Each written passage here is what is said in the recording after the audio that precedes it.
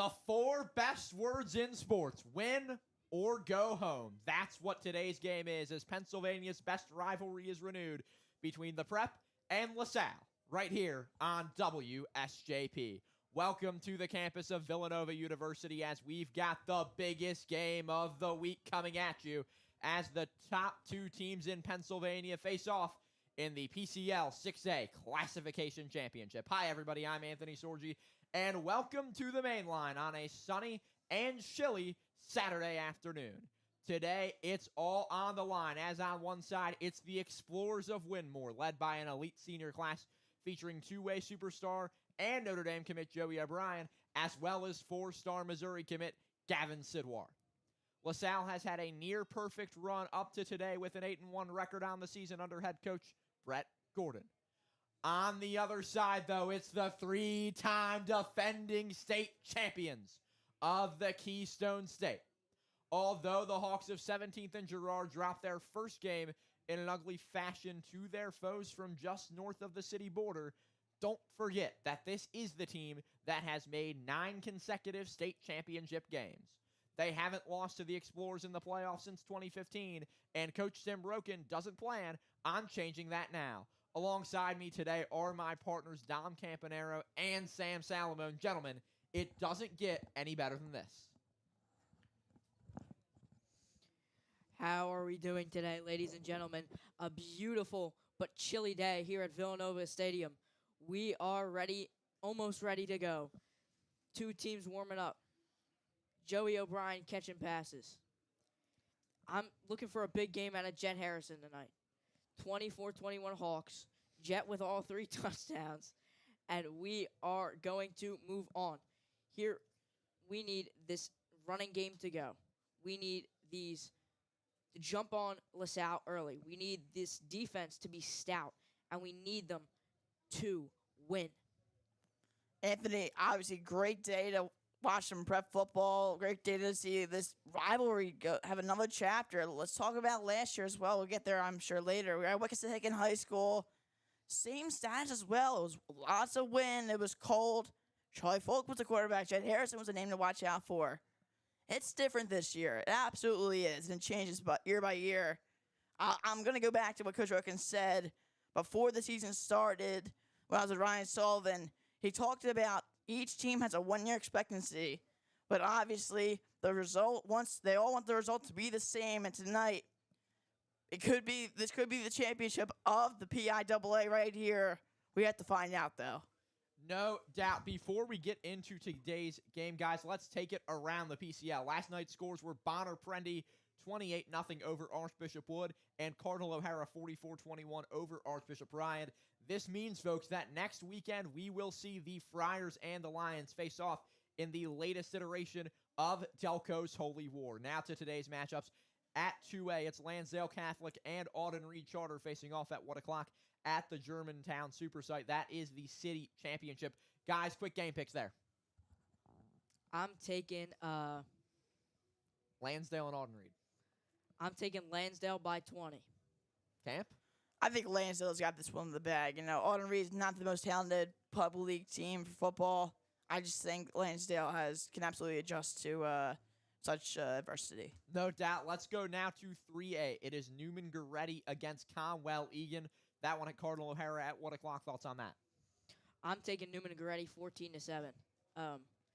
Neither of the offenses are too explosive, but I do think Newman will sneak this one out. And I'm going to go with Newman Grady as well. I think the upset win over Archbishop Wood, I believe it was. Huge. I mean, it was a statement win there. I think they're going to continue with that hype, obviously. You know, you got Luke Rock there, the receiver. You got KJ Schalk on defense. A lot going on there. No doubt. And a 5A.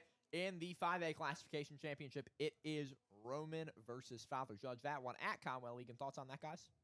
Roman by more points than I can count. I will say Roman, I give a lot of credit to Coach Rick Preet, obviously. The program he's built off the past few years has been undoubtedly dominant, and they want to continue that. Obviously, last year's result in the PIAA 5A state championship did not go in Roman's favor, and this year I think it is in their favor, and this is the start of it. I'm taking Roman by more than 30. I agree with all of those prediction takes. But now let's get back to today's game. On October 4th, the Prep lost to LaSalle 31-20, but this afternoon, it's a whole new stage. The chill of November is in the air, and today's game will most likely decide who wins the state championship in just 35 days. Guys, what do you expect to see from each team this afternoon? It is what is expected to be the biggest game of the season for both the Hawks and the Explorers. What I keep repeating is Jet Harrison. Got to get him going early. But you also need to spread the ball out. You know, Alshon Frisbee, he needs to have a good game. You can't just be throwing to Jet Harrison the whole time. This run game needs to be established, and the secondary needs to be locked down all game. No doubt. Dom? Anthony, once again, let's talk again about last year against West Michigan High School. Again, the Prep in a similar situation. We have to recall that they dropped the first game. It was at Upper Dublin, I believe. Maybe you want to fact check me on that. Yeah, it was. At Upper Dublin, obviously, the Hawks did not win that one. Again, probably game of the year that season. And this year, this one looks to be the game of the year, obviously. At Wissahickon, the key to that game was the short game. That was going to decide who won the game, and obviously St. Joe's Prep took that into their favor. The short passes by Charlie Folk got his legs moving a lot, which was a big thing that the Hawks wanted to develop. This game, I think, is the opposite. I think it's a deep ball. You really want to scare the other team as early as possible. St. Joe's Prep, if they can do that right away, they can get the deep balls going, the long passes, keep the offense on their toes, keep LaSalle's defense from trying to get back and trying to stay in the game. It's going to be key to success. But tonight, I definitely think that LaSalle can definitely take down St. Joe's Prep. The no huddles have been killing St. Joe's Prep on defense. Obviously, we saw it with the Roman game. Honestly, the KLAs did so well with that. Smaj Beals running those no huddle plays really killed them. So we'll see how St. Joe's Prep can adjust to this adversity, this change. But I definitely think in this matchup, they definitely can. We've talked a lot about the Prep. What do you think about LaSalle, guys? I mean, you look at Gavin Sidwar, as I mentioned. He's headed to Missouri. Joey O'Brien's headed to Notre Dame. Grayson McHugh is headed to Notre Dame. You look at guys like Owen Johnson, wide receiver, too. He's had a spectacular year. Probably a favorite, I think, when it comes to who's the best rookie in the PCL. Obviously, moving up from freshman team to varsity this season. You look at guys like, just all over. Zyke Scott, Cooper Healig. The names go on and on. JP Oates just committed to James Madison, flipping his commitment from Temple. What do you guys expect to see from LaSalle? I expect to see Gavin Sidwar to Joey O'Brien early. I expect them to make big plays and try and move this ball downfield as quickly as I can to keep the defense on their toes. Yeah, Anthony, I'm not gonna say Joey O'Brien. I'm gonna say it's gonna be Owen Johnson. It's gonna be Mahoney as well. I'm looking at LaSalle and their scheme. The last game, everything really went right for LaSalle. We all can tell by the final score throughout the game. They were 2 steps ahead of St. Joe's Prep. St. Joe's Prep was trailing behind. But I think that has to do with speed and really stamina. St. Joe's Prep, really, they're trying to build up their stamina. It hasn't been, incredible, I will say. This whole year, the stamina has really been dying down against teams they played. I'm looking at first game of the season. I hate to mention it again, but up 20-0. St. Joe's Prep gets absolutely drained of energy, and they lose that one. It's happened multiple times, so I don't know. I think LaSalle, on that note, can definitely capitalize and easily take a win if they continue to press St. Joe's Prep, continue to drain the clock, and they got to play this game of 4 quarters. It's not a 3-quarter game, Anthony. No, Dad, I agree on this, just continuing to play good football the entire way through. If you guys were to give a key to the game, a key to winning for each team, what would that be? Would it be for the Prep personally, I think you have to establish the run game early. I think that's a huge key, but is there one thing that each team has to do if they want to win? These DBs for the Prep need to be locked down. I can't emphasize this enough. Last game they got burned. They were tired. They were worn out. I heard that some of the safeties will be filtering in and out at DB, so that may be a good thing for keeping their stamina up. And for LaSalle, I think they go with Joey O'Brien and just count on him. And he puts the team on his back for LaSalle to win. Anthony, I'm looking at Gavin Sidwar this whole game. Obviously, it's in his hands as it has been every single matchup. Don't be cocky. Be confident. LaSalle can absolutely be cocky and blow this game, but their confidence level, obviously, it's extremely high. You can't be too confident. You can't be too confident. You got to understand that this is St. Joe's Prep. You're not playing a team that may not be nearly the caliber of a program that St. Joe's Prep is. So you have to adjust for that, and I think LaSalle can. But once again, you have to continue to play this game 4 quarters. With St. Joe's Prep, you got to get out early. You have to start right away. Defense has to get right into their groove as early as possible. Get a lead at the half. Most of these games have been decided by scores at the halftime, so we'll see how this one goes. I think that, again, both teams can absolutely win this one. It just depends on their strategies, how they execute more than anything. And I've mentioned this multiple times, but at halftime, can you adjust? Can the losing team adjust? The winning team adjust? Can they adjust to any adversity that comes their way? We'll see, though. Okay, boys, let's wrap it up here. Sam, go ahead and give the people your prediction one more time. 24-21 Prep. Camp? You know, Anthony Sorgi, I told you the last time they played, I had LaSalle winning. I did. I said in that situation, LaSalle was going to find their way to win, and they did. They found their way in a huge way, and they're coming to this game with so much confidence, you can't really stop talking about it. They have so much momentum built their way. But I'm going to change that. I'm taking St. Joe's Prep. I mentioned to all the players, LaSalle gets the first talk, but the last laugh is always from Coach Roken. He always has something up his sleeve. And tonight, I think that gets revealed. St. Joe's Prep on top, 34-28. I talked to Charlie Folk earlier this week, and what he said to me were the words, "We're running it back." I'm going to go with that take, 28-24. And just as last game, the player of the game, or the last game of last season when these teams faced off in the playoffs at Wissahickon High School, the player of the game will be Kion Billups, the Monmouth man. Hawks win is the pick of everyone here. But, folks, in just a moment, it will be the game live on WSJP. Ryan Sullivan alongside the voice of the Prep, Dom Schalk, right here on the home of the Hawks. Stay tuned.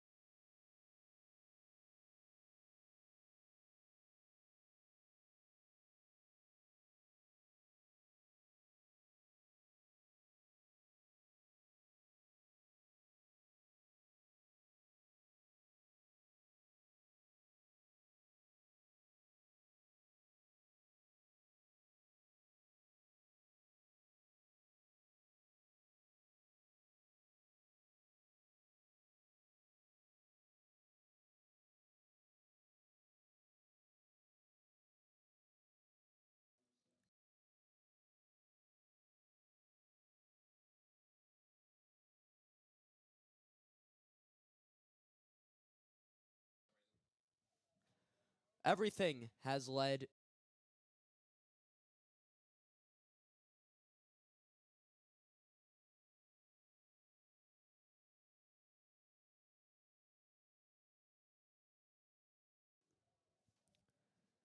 Prep LaSalle, the rematch that will define Pennsylvania. Can the Prep repeat last year and beat LaSalle in the game that beat LaSalle in the game that counts? Or will the Explorers finally get over the hump and make it to the 6A City Championship? This is WSJP coming to you live at the storied Villanova University, while the two best in the state get ready to clash yet again with their entire seasons on the line. My name is Dominic Schalk, your play-by-play guy for this afternoon, and I have the pleasure of being joined by my color commentator, Ryan Sullivan. Ryan, how are we feeling? Dom, you know what I'm going to say. It's soul-taking time for St. Joe's Prep. I'm so ready to go. St. Joe's Prep versus LaSalle. I couldn't get any bigger at this. We're at the beautiful Villanova Stadium in a very nice press box here. It couldn't get any better than this. We're just getting ready to do the prayer of the national anthem, and then we're going to get in some incredible football. Obviously, LaSalle, they took the win over St. Joe's Prep last time, but the Prep looking to come out with new adjustments, new looks for LaSalle College High School, as we mentioned on the Instagram pregame show. I'm so ready for this game. We will take just a quick break, obviously, for our national anthem and the pregame prayer.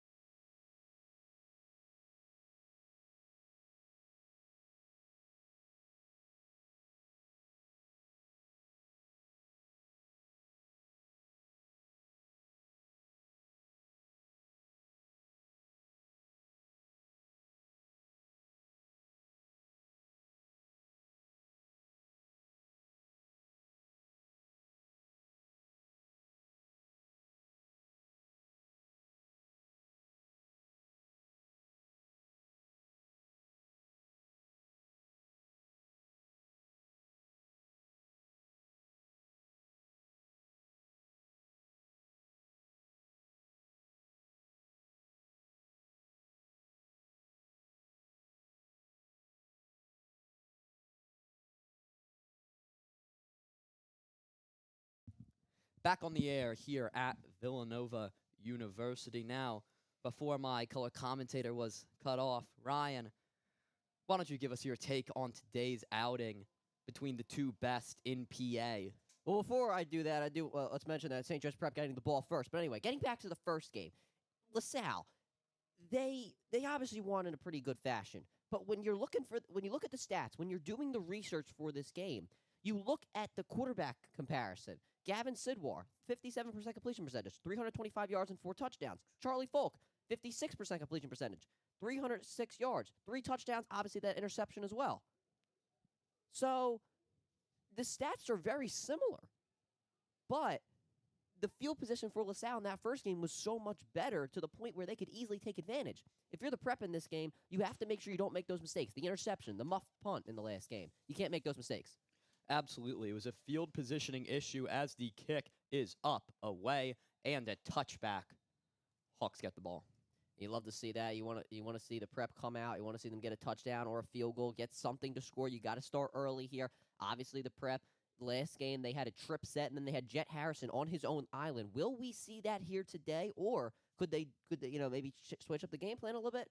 Or maybe they just do the same thing. We don't know. I mean, they could possibly give LaSalle the same look. Maybe they think LaSalle's overthinking things. So let's see what happens here today. Absolutely. You're going to see Charlie Falk come out first drive of the game. You have Billups, as usual, in the backfield. Frisbee, Harrison on the right. Novotny on the line. It's going to be a handoff to Billups up the middle. Billups will get into the second level and move it forward for 8. That's a great opening up there by Jake Namham and Sean Barth. Or actually, no, that is... Or wait a minute, I believe Steven Landers is out there, if I'm not mistaken. Love Steven Landers, great guy. But that's a great opening up by them as they were able to get through that gap. A great job there from Steven Landers to block on the outside and get Kai on that hole. And now it's second and I first underestimated that a bit. Move those chains. Hawks now 1st and 10 on the 30.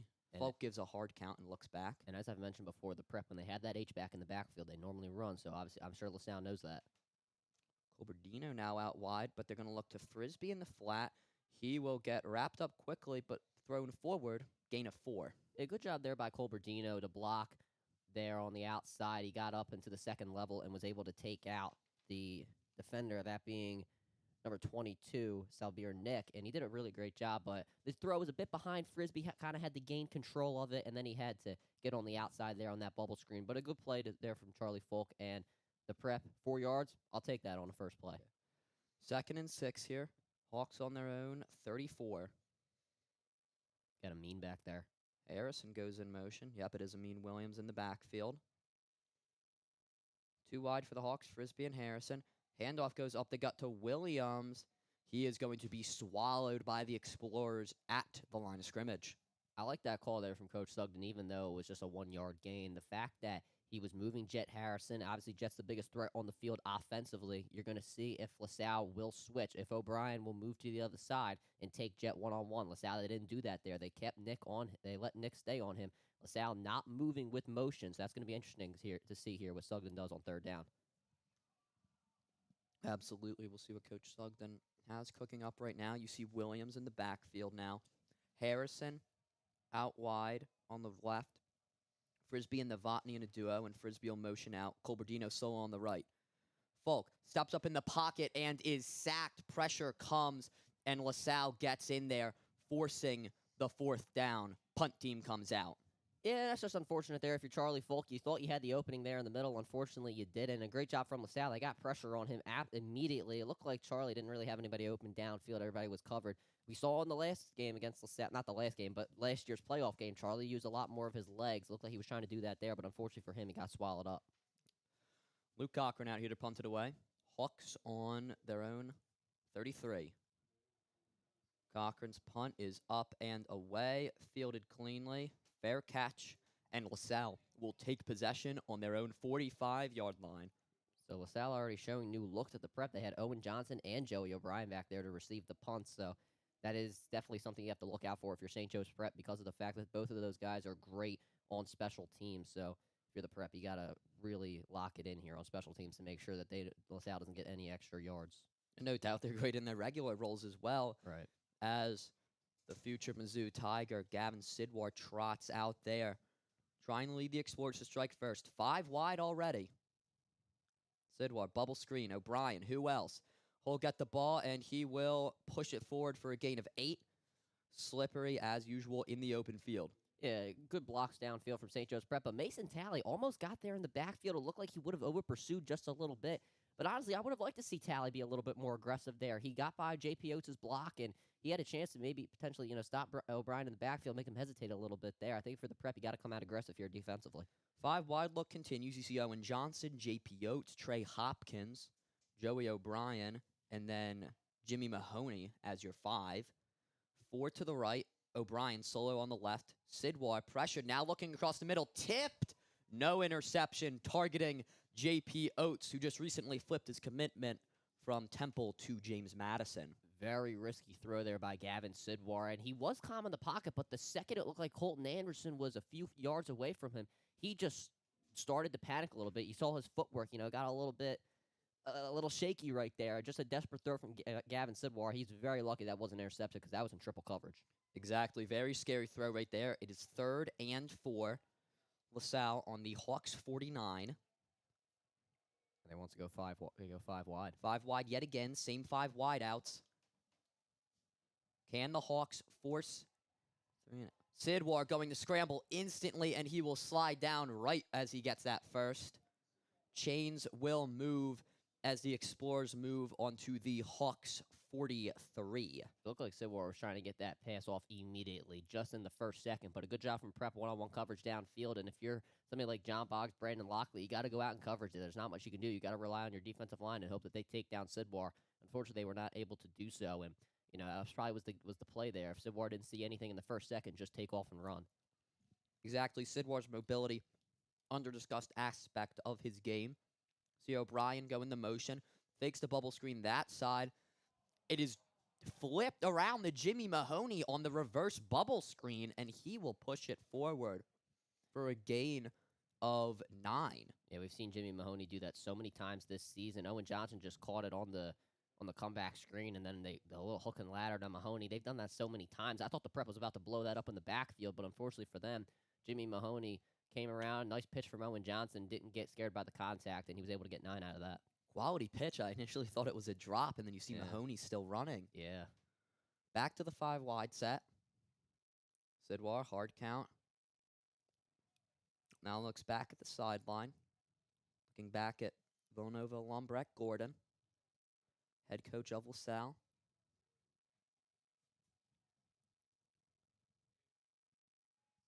Second and 1. Sidwar, quick pass across the middle. Owen Johnson. Johnson gets across the middle, and he is wrapped up, but not before getting the first down. Brandon Ross on the tackle. Great call there from Brett Gordon and his team. You had BR there on the outside, and Masai, he played in the slot for the first time really this season. BR on the outside gave Owen Johnson inside leverage. If you're Owen Johnson, you can easily take advantage of that. Brandon Ross, a very speedy corner, but if you're Johnson, you are maybe a little slower or maybe faster than BR. Johnson's a speedy wide receiver. Yeah, he does. So just a simple drag route there and a nice catch over the middle. Good throw from Gavin Sidwar and LaSalle. They're almost in the red zone here. Aggressive 5 wide looks continue to come. Sidwar looking deep back corner of the end zone. Owen Johnson covered by Talley. It is incomplete. Broken up by the starting safety, Mason Talley. Yeah, good hand movement there from Mason Talley, and you see Masai and Owen Johnson getting into it a little bit there, but a good job from Mason Talley. He got his head back just at the right time and got his arms up. Didn't really make that much contact with Owen Johnson. So that's not pass interference there. And as I mentioned in the last game, Don, this is a rivalry game, so the officials, they're not going to call as much there on some of those pass interference. They're going to let them play. They want Owen Johnson to make that play for themselves to see if they really earned it. Exactly. Explorers on the Hawks 23, knocking on the door, striking first in this game. Got Mahoney in the backfield right there. Mahoney in the backfield. We'll see if there's anything interesting coming. Whole motion out wide. Jet touch pass to Mahoney. He gets a swing in the backfield, advances forward a little bit, but he will be brought down, and it will be 3rd and 6. It's a good job there from LaSalle to get blocking upfield, but if you're St. Joe's Prep, it looked like they knew where the play was going to go the entire time. They had pretty much 11 hats to the ball on that side of the field, but if you are LaSalle, got to give credit where credit is due. They made some good blocks downfield, got under the shoulder pads, and were able to drive downfield and just got enough for Mahoney to get a decent gain there on 2nd down. I feel like you rarely see that swing actually be the play made. Normally it's used as a decoy. Right. But Mahoney's got that speed to the point where he can definitely get by those blocks in the nick of time to get some positive yards. Exactly. Now you see the talented running back Ortiz come out there in the backfield. Motion from O'Brien. He'll go on a wheel route and then stop short. Sidwar targeting the end zone, and he gets it. Hits Owen Johnson on the corner, and the Explorers strike first here at Villanova University. 6-0 LaSalle. Yeah, they gave Owen Johnson his opportunity there in the slot. They had O'Brien move to the X on the outside, so a really nice job from Owen Johnson there on a corner route, snapped out of his break just in the nick of time at about the 5-yard line. And that's just a really great route there from Owen Johnson. Not much you can do. You're one-on-one, pressing on the outside if you are Tally. So, not much you can do there. Didn't really have second-level help. And if you're Owen Johnson, got to give credit to the route. And it looked like initially, obviously, as the extra point is good, I should probably commentate that, made by Chris Heck. It looked like initially with that motion from O'Brien that he was going to go on a wheel route, head down, and just run right to where Johnson wound up catching that ball. But he stays short and leaves that corner, leaves that pylon for Johnson, who's wide, and manages to get LaSalle on the board first. Now 7-0. And yeah, just really an unfortunate start for the Hawks, who are trying to prove that their loss just a couple weeks ago at Franklin Field was a fluke. Yeah, both teams, I think, earlier really trying to test what the defense is planning on doing. LaSalle, they're trying to kind of do the same thing as St. Joe's Prep. They're trying to see if the cornerbacks will move in motion. And the Prep, they are doing that. LaSalle, they're not. So that's going to be interesting to see how both teams play call. For LaSalle, it seemed like you didn't really need to adjust and work that out. But if you are Coach Sugden, you've had a few minutes here. I mean, there's 5:38 remaining in the first quarter. You've had around 4 or 5 minutes to, talk about it with your receivers coaches about what to do in the pass game because LaSalle's not moving in motion. Kick is up by Heck, and it is snagged by Messiah Acree. Acree pushing up the field, gets up the sideline before being hit hard in the legs. Manages to push it up to about the 36. Very nice kick return from the star cornerback. Yeah, good blocking downfield there from St. Joe's Prep. They let J.P. Oates get by, but if you're Messiah Acre, you got that speed, and I would expect him to be faster than, J.P. Oates out there. As obviously, cornerback and tight end. I think there should be a clear comparison of who has the superior speed. But if you're Messiah Acre, you're able to get by the blockers, and good job from LaSalle to make the tackle, though, on the second level. Absolutely. Frisbee and Harrison out wide on the left. Harrison closer to the sideline. See the handoff to Billups up the middle. Strong package at the line. He will pinball his way forward for a gain of 6. And the Prep, they're really spreading out the guards between Jake Namum here, Steve Landers, and Steve Landers is out. Caden Oler back in there. But yeah, and they're really spacing out the guards here, that being Caden Oler and Sean Barth. So if you're the Prep, you're going to try and open up that gap right there. Hopefully it'll open it up easier because in the first game, LaSalle, they were closing those gaps pretty quickly. 2nd and 4 for the Hawks. 7 on the line. It is another handoff to the Monmouth man, Kion Billups. He will fall forward for a gain of 3. And as I mentioned, the guards, they are so far apart from Jake Namum here just to try and open up that hole. And it looks like that the Prep, they're trying to continue with their run game when it comes to opening up those gaps right there. So if you're LaSalle, you got to expect an A-gap run there from Kion Billups, whether it's to the right or left side. That's the only problem you'd have to deal with if you're LaSalle. Absolutely. You see Colberdino come out here. Now we might be looking at a more pass-style play. And this is the trip set that we saw in the first game down, but they're going to give Jet his own side, and they're going to move Joey one-on-one with Jet here. So it's going to be interesting to see if Charlie gets it to him, or maybe he goes to Alston in the slot. Jet one-on-one with Joey. Colberdino, Frisbee, Novotny out wide on the left. Fake the handoff. It's going to be a screen to Frisbee, who is hit in the backfield, breaks it, but is still hauled down. 4th down here for the Hawks as they lose 3 yards and are going to be forced to punt yet again. Yeah, that was interesting there. I'm kind of surprised that the Prep decided to go on a screen there with Alston Frisbee. I know it's worked a lot, but if you're looking at, the way you're trying to come out in this game, which is aggressive, I'm surprised that the Prep decided to, go with a more, I wouldn't say non-aggressive, but definitely less aggressive than you would have anticipated. Absolutely. Cochran ready to kick it off. Ready to punt it away. And it is going to be fair caught by Owen Johnson on the LaSalle 29. Explorers not as short as a field as last time, but also certainly not pinned in the coffin corner by any means. Sidwar coming back out here, trying to replicate the success of that first drive with his coterie of receivers. And if you're Steven Sidwar, you're right back on the field. You got the hot hand, and you just scored a touchdown here. And the offense was only on the field for a total of 2 minutes on the game clock. So if you're St. Joe's Prep defense, you got to be able to adjust here quickly. Make sure that everybody's covered downfield, and don't give these guys any advantage. Hawks only rushing 3 on the line. Now you see 2 men in the backfield here, motion out, and it's going to be a direct snap to Owen Johnson. he will head out of bounds after a gain of 4. There actually might be a gain of 2 there, Dom. But, Oh, jeez. but nonetheless, good closeout there from St. Joe's Prep. And I think that was John Boggs coming there to close out the sideline and making sure Owen Johnson doesn't get up the sideline to get any extra more yards. So a good job from St. Joe's Prep. They seem to know where those type of run plays and the screen plays are going. It's just a matter of making that tackle and converting on the play to keep them from getting positive yards. Actually, might have been more than 2. It looks like it was 3. We can round it up. Yeah, we can round up here. 2nd and 7 here. Explorers on their own 32 after the trickeration right there involving Owen Johnson. And once again, you see some one-on-ones here from the Prep on the outside. Tally. Absolutely. Sidwar in the pocket, looking.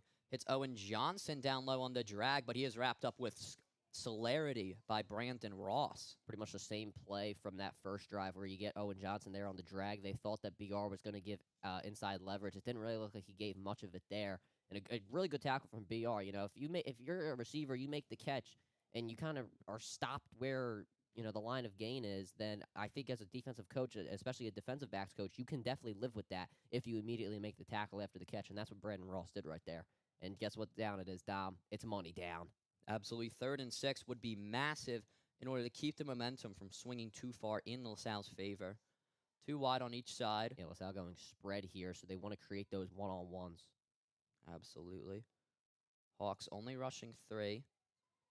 Sidwar, though, still pressured. He's going to toss it right off to Desmond Ortiz. Has open space, but not enough. And the 4th down is forced. 4th and 5. And I doubt LaSalle will stay out there, but they could just be doing the thing where Sidwar punts it away. They've done that in the past. And here the punt team comes. No, but to break down that last play there, that was a really great job from John Boggs, and actually really great pressure there from Jason Nitz off the edge. He kind of came from that Leo spot, just rushing in from the outside, and he was able to get a great inside move there on, I believe it was Grayson McHugh. But a great job from Jason Nitz and John Boggs not breaking down early on that play and making sure that BR had enough time there to get the tackle on Ortiz. Punt is up, but it is an absolute moon ball, and it will backspin out of bounds, and it will be Hawks ball in LaSalle territory. It's good, and there's going to be a holding call on LaSalle, so I'm not sure if that. I don't think that helps anything. I think the Prep will definitely just take that penalty, or not take that penalty, as they're getting the ball inside their LaSalle's territory. Yeah, I think the urge to try and avoid the pressure right there from the Prep's quite terrifying punt block unit resulted in that absolute moon ball, and then it lands at right about the 50, backspins. Hawks should be playing with the short field right now, although there is a bit of discussion among the officials. Yeah, there could have been. Maybe somebody said accepted, maybe somebody didn't, but it looks like Coach Rowe can come out on the field and make sure that they're going to decline that penalty. But honestly, that penalty could be a blessing in disguise if you are LaSalle, because of the fact that you could have had a block punt there if you were Mason Talley. And, luckily for LaSalle, there's a, big difference between getting the ball on your own. It's going to be 44-yard line and a touchdown for St. Joe's Prep. So, if you're LaSalle, that penalty is definitely a blessing in disguise. Yeah, but Hawks get that short field, and they get extra yardage off the penalty. Moving on to the LaSalle 36. What nice field position. I'm sorry, I said it was the 44, but Tripset coming from the Prep again. Yeah, 3 on the left. Colberdino still on the right. Billups, backfield. 3-man rush from LaSalle. Going to hit Novotny across the middle of the field. Where else would he be? The Fordham Ram pushes forward and lowers the shoulder. Gets us to the 15. That's a great fake there by Charlie Folk. LaSalle, they committed to Alston Frisbee there to get the screen. Coach Sugden knew that they blew it up the last time in the backfield, so he said, all right, Novotny, get out there on your best route. That's the curl route. Get some extra yards after the catch. Probably not an underrated part, probably the best part of Novotny's game, getting yards after the catch. He was able to do so there. And now they got that H back in the backfield here, Dom, so we could see a run play to start things off. Absolutely. And it's going to be up the gut, but it's going to be dragged down rather quick. Only a gain of 2. Yeah, 2 or 3. We round up here, but nonetheless, it was, a good solid start if you are Kion Billups and St. Joe's Prep, and it looks like they're going to take out JP Oates here, so it looks like LaSalle going to go a little bit more heavy on the run. They're going to hope that St. Joe's Prep goes with that run here and doesn't go with the pass, but now the second they put in Colberdino, they put in JP Oates to put him in as more of a pass rusher here off the edge. So if you're LaSalle, that's a good job from the coaches knowing what personnel is going to be in there when the pass is going to happen. I mean, Oates and his athleticism, you see him as that rusher. I like the stack set here with Jet in the front. You could definitely maybe get it to Alston. Alston's going to motion out. Novotny will stay with Jet. And the timeout will be called. No delay game. Delay of game. Was not expecting that, as you see the LaSalle student section clad in camo. Yeah, Quite happy with that. Yeah, that's interesting. I don't see a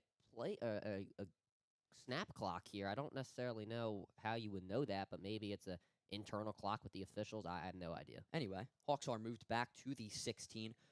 Falk looking. He's pressured, but he's going to roll out. He's going to toss it. End zone, Alston, Frisbee. He's got it. Hawks now only down 1 and about to tie this game up. Well, let's not jinx them here, Dom. But nonetheless, that was a great job from Charlie Falk and Alston Frisbee. The connection that Charlie Falk has with his receivers is so underrated. Charlie Falk, he rolls out of the pocket. He knows he has pressure. And then Alston Frisbee, he also knows that as well. So he knows to go to the back corner of the end zone. We saw that in the St. Francis game when Jet Harrison had his second touchdown of the game. Charlie rolled out right. Jet Harrison was in the back corner of the end zone. Alston Frisbee, pretty much the same thing there. The connection with Charlie Falk has with his receivers is just absolutely incredible. Cochran now to kick the extra point. It is up, and it is good.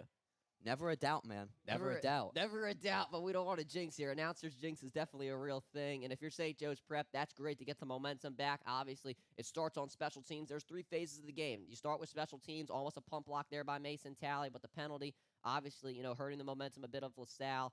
And then the offense does a really great job. It starts off with Rob Novotny. Great play calling on this drive from Coach Sugden. You got to give him credit where credit is due, especially that play on Rob Novotny.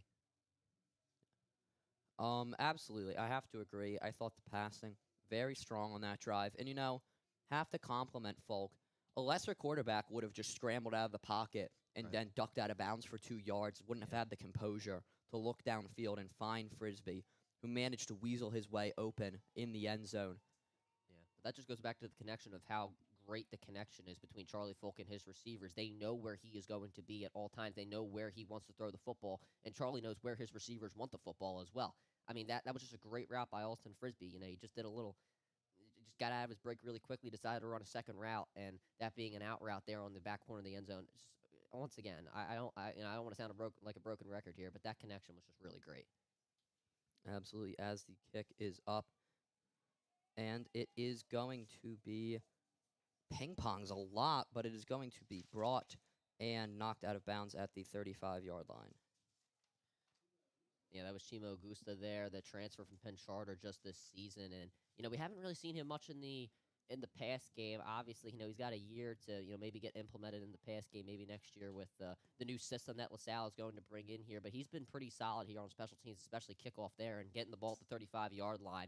You definitely cannot hurt to get some good field position, as St. Joe's Prep saw on their last drive. But this will be one play before the quarter ends. So if you're LaSalle, you want to get some positive gain before you go into the second quarter. Absolutely. 2 seconds here. Sidwar, 6 on the line, two to the right, 1 on the left. Man in the backfield. It is going to be a handoff to Azir Nelson, and he will get 2 yards. 1 yard. That's a good job there from John Boggs as we go into the second quarter. John did a really great job of knowing what gap Azir was going to run through. That was going to be the A gap, but then he stayed calm at the line of scrimmage. He broke down. Azir got to the outside, and if you're John Boggs, you just swoop, that swoop technique that St. Joe's Prep loves to do, and you're able to bring him down there at the line. Just a little bit of an ankle diver there. That's not always my favorite type of tackle, but it definitely worked there. No doubt, and you notice, as you continually mention, whenever a positive play happens for the Prep defense, the first words out of your mouth on color tend to be, great job by John Boggs. No, he is great. I said it on the Instagram pregame show, and that's actually a great call by you, but his football IQ is just so off the charts. You saw it in the game against Good Counsel. It was every single play. He knew where the ball was going to go. He knew what running back is going, or he knew where the running back was going to be running, what gap he was going to be running through. He knows the same thing here. The football IQ is just off the charts from John Boggs. Knowing where the ball is going to go, what gap the running back is going to go through. That's just a great job of watching film and seeing the tendencies that LaSalle have with their offensive play callers and their running backs alike. Absolutely. Just a beautiful first quarter of football, 7-7. Obviously very competitive as many expected. This game is always competitive. It doesn't matter if the LaSalle's the better team that a year, or if the Prep is the better team. This second game, this playoff game, is always competitive. This is where everybody puts their best game on the line. Exactly. So coming back out is going to be 2nd and 9 on their own 35. You see O'Brien go in motion. He'll come back out to the right side of Sidwar. Pocket starting to collapse, but Sidwar finds Oates over the middle. He will be hit hard by John Boggs right before the line to gain. If you're the Prep there, you got very lucky on that. You create 3rd down, but the play, I think, was really designed for Joey O'Brien to get it as he went in motion. Winterborn and I believe it was Brandon Lockley both ran into each other, and that allowed Joey O'Brien to get wide open there over the middle. So if you're St. Joe's Prep, you got lucky that Gavin Sidwar didn't find him, and that's very unlikely that doesn't happen again. And now they go under Stacked center. Box Interesting. right here. Interesting. They never go under center. Oh, false start. False start right there, yeah. Bit of a chaotic play. You kind of see why LaSalle doesn't tend to go under center. Yeah, I mean, if you're LaSalle, I don't assume you really work on that much when you're going through your install. You never really expect to get in those 3rd down situations. But, if you're St. Joe's Prep, that's money down. That's where they really like to come out. And, St. Joe's Prep, I gave them credit for this a lot in the city championship game last year and continuously throughout this year, that they always do a great job of getting guys to jump on the line of scrimmage on the defensive side of the ball. I don't really know who it is. I don't really know what it is. Maybe it's just some secret that the coaches have taught the players that I just don't know about, to the point where they can just get the offensive line to jump. 3rd and 6 here. 2 wide on each side, and you see Nelson in the backfield with Sidwar. Hawks going to rush 4 this time. Sidwar rolls out wide. He's targeting Nelson across the middle, and he will not get it. Great pass defense. Anyone want to guess? John Boggs. Of course, he was on coverage there. He can do it all out there, and a really good job there from Winterborn and Colton Anderson there rushing Gavin Sidwar. And I'd like to give specific credit to Colton Anderson there, who did a really great job closing out the outside for Gavin Sidwar. He made sure that he wasn't going to be able to run. And great, as I just said, great job from Colton Anderson. He closed the sideline, made sure Gavin Sidwar didn't run. Winterborn was on his back. It seemed like Gavin Sidwar knew that. Almost had Azir Nelson, but a great job from John Boggs to just get his hands up and make sure that Azir Nelson's hands were not together. Absolutely. Prep going for that pump block again. Look at everybody on the line. Punt will be much more successful this time. It will bounce, and it will be downed by the Explorers at the 21. Yeah, good job there from LaSalle there on the punt. You made sure that one wasn't close to getting blocked. And St. Joe's Prep, they were definitely going for it there, but also a good job from Nathan Talley and Brandon Ross to know to get away from the ball there, as they were kind of close to it. They were within like 2 yards from the ball, so good job from Talley and BR to know not to touch the ball and not possibly force a turnover. And you would be remiss not to mention the major turnover in the initial LaSalle game. That's true. That came off what Kyle Allman believed to be a fair catch. They Right. said it went off him. LaSalle recovered it and got another short field. Right, look at the trip set here. Jet has his own island, but Joey's one-on-one with him. Motion out wide from Billups. Falk, though, pressured. He's going to step up and run.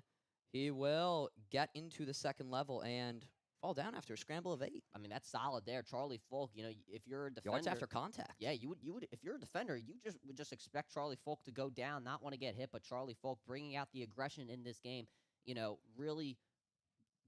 I don't even know how to say it. He's just bringing the aggression here. He's making sure he stays on his feet, not going to just go down when the contact is created from LaSalle. So a really great job there from Charlie Falk. And, didn't have Kion Billups open. Jet really it looked like Joey O'Brien has great football IQ.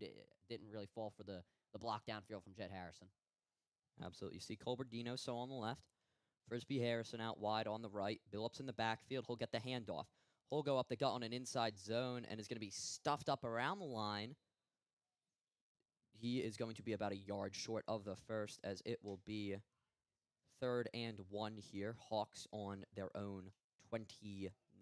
Yeah, very long 3rd and 1 for St. Joe's Prep, but I don't know. I don't know if I like that early whistle from the officials there. It looked like the offensive line was continuing to push Kion forward, and they were getting forward progress on that. I think that was a bit of an early whistle from the officials. It could have created a shorter 3rd and 1 for St. Joe's Prep, but, who am I to judge? Yeah, really nice job though by Jamel Williams for LaSalle Right. jamming up that inside. Right. He had some big plays in the first game against the Hawks, but I do find this so interesting. They're putting Joey one-on-one with Jet, and he's played safety the entire season. tough stack on the line right there. You see Wilson and Novotny on it, and Billups will push forward. Hawks' physicality wins and moves the chains. Yeah, I don't think that LaSalle have expected the Prep to go really wide between Namum and Oler and Sean Barth. I think they just expected them to, kind of close up there. And LaSalle, they have not really been able to close up that A gap, knock on wood, if you are St. Joe's Prep. But a really good job from Kion Billups, just getting his head down, making sure you cover up the ball with 2 hands so LaSalle cannot pop that ball free.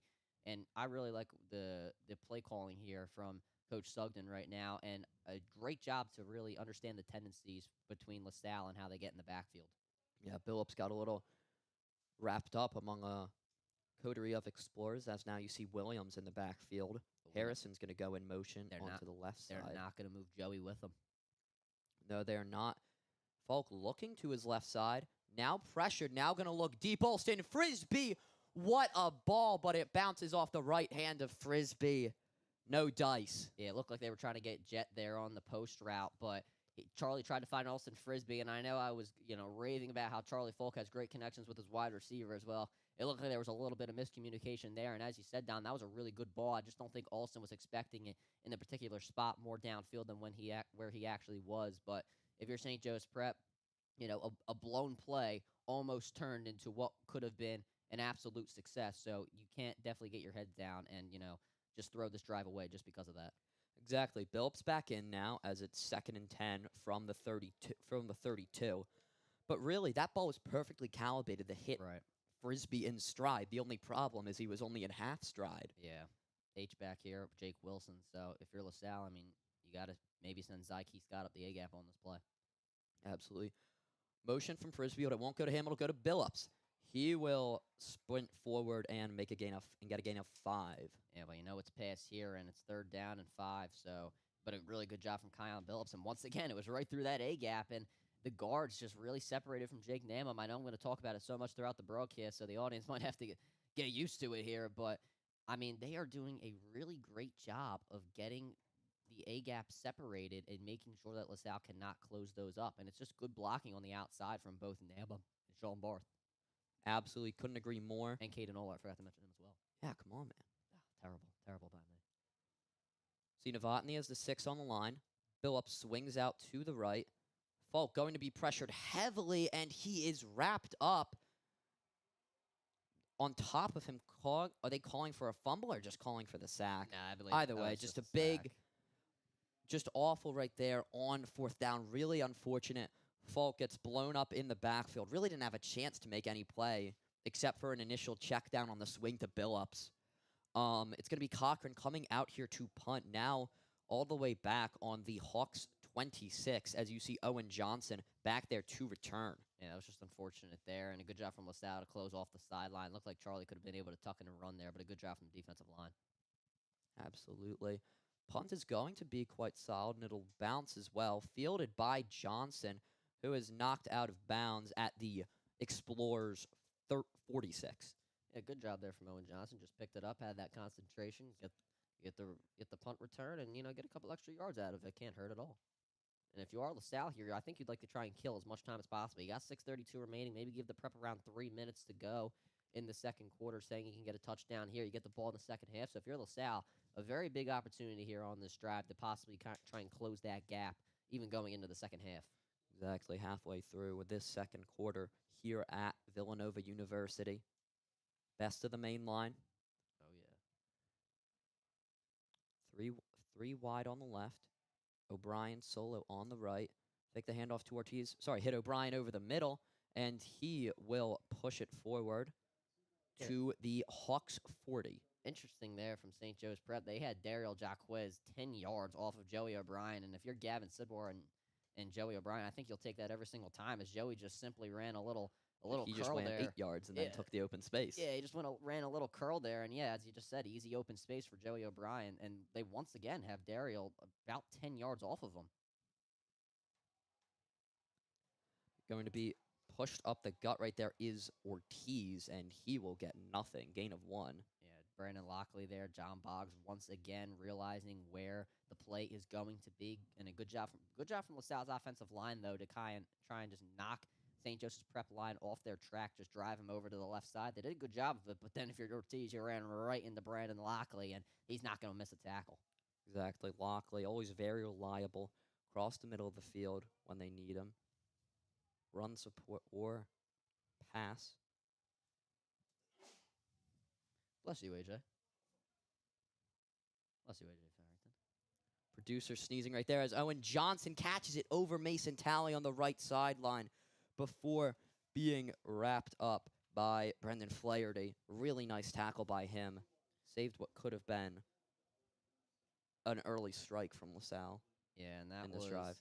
That was just a good route there from Owen Johnson. Talley really wasn't looking back there, so if you're Owen Johnson, you just move Talley's momentum against him and kind of just drive him down. Wasn't pass interference because of the fact that Talley was moving towards downfield, and that's a good job from Gavin Sidwar realizing what Owen Johnson was going to do there, and that's use Talley's momentum against him to underthrow that ball just a little bit. Good comeback there from Owen Johnson, and now LaSalle, you're in the red zone. Absolutely. You see Johnson now, solo on the right. And it's going to be who else but Joey O'Brien right across the middle, a little hitch route. He will pick up 7, and the Explorers now move right onto the Hawks' 10.5-yard line. Yeah, once again, I mean, they're just having Hurry up Dariel right here, too. Yeah, they're having Dariel 10 yards off of O'Brien, and LaSalle's really taking advantage. 2 wide on each side. Hard count, look back at Coach Gordon. See O'Brien closer on the left.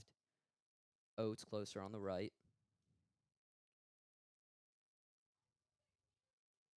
Spread set. Yep. Ortiz in the backfield. He will get it. He'll find a bit of open space, but not before being wrapped up with quickness by John Boggs.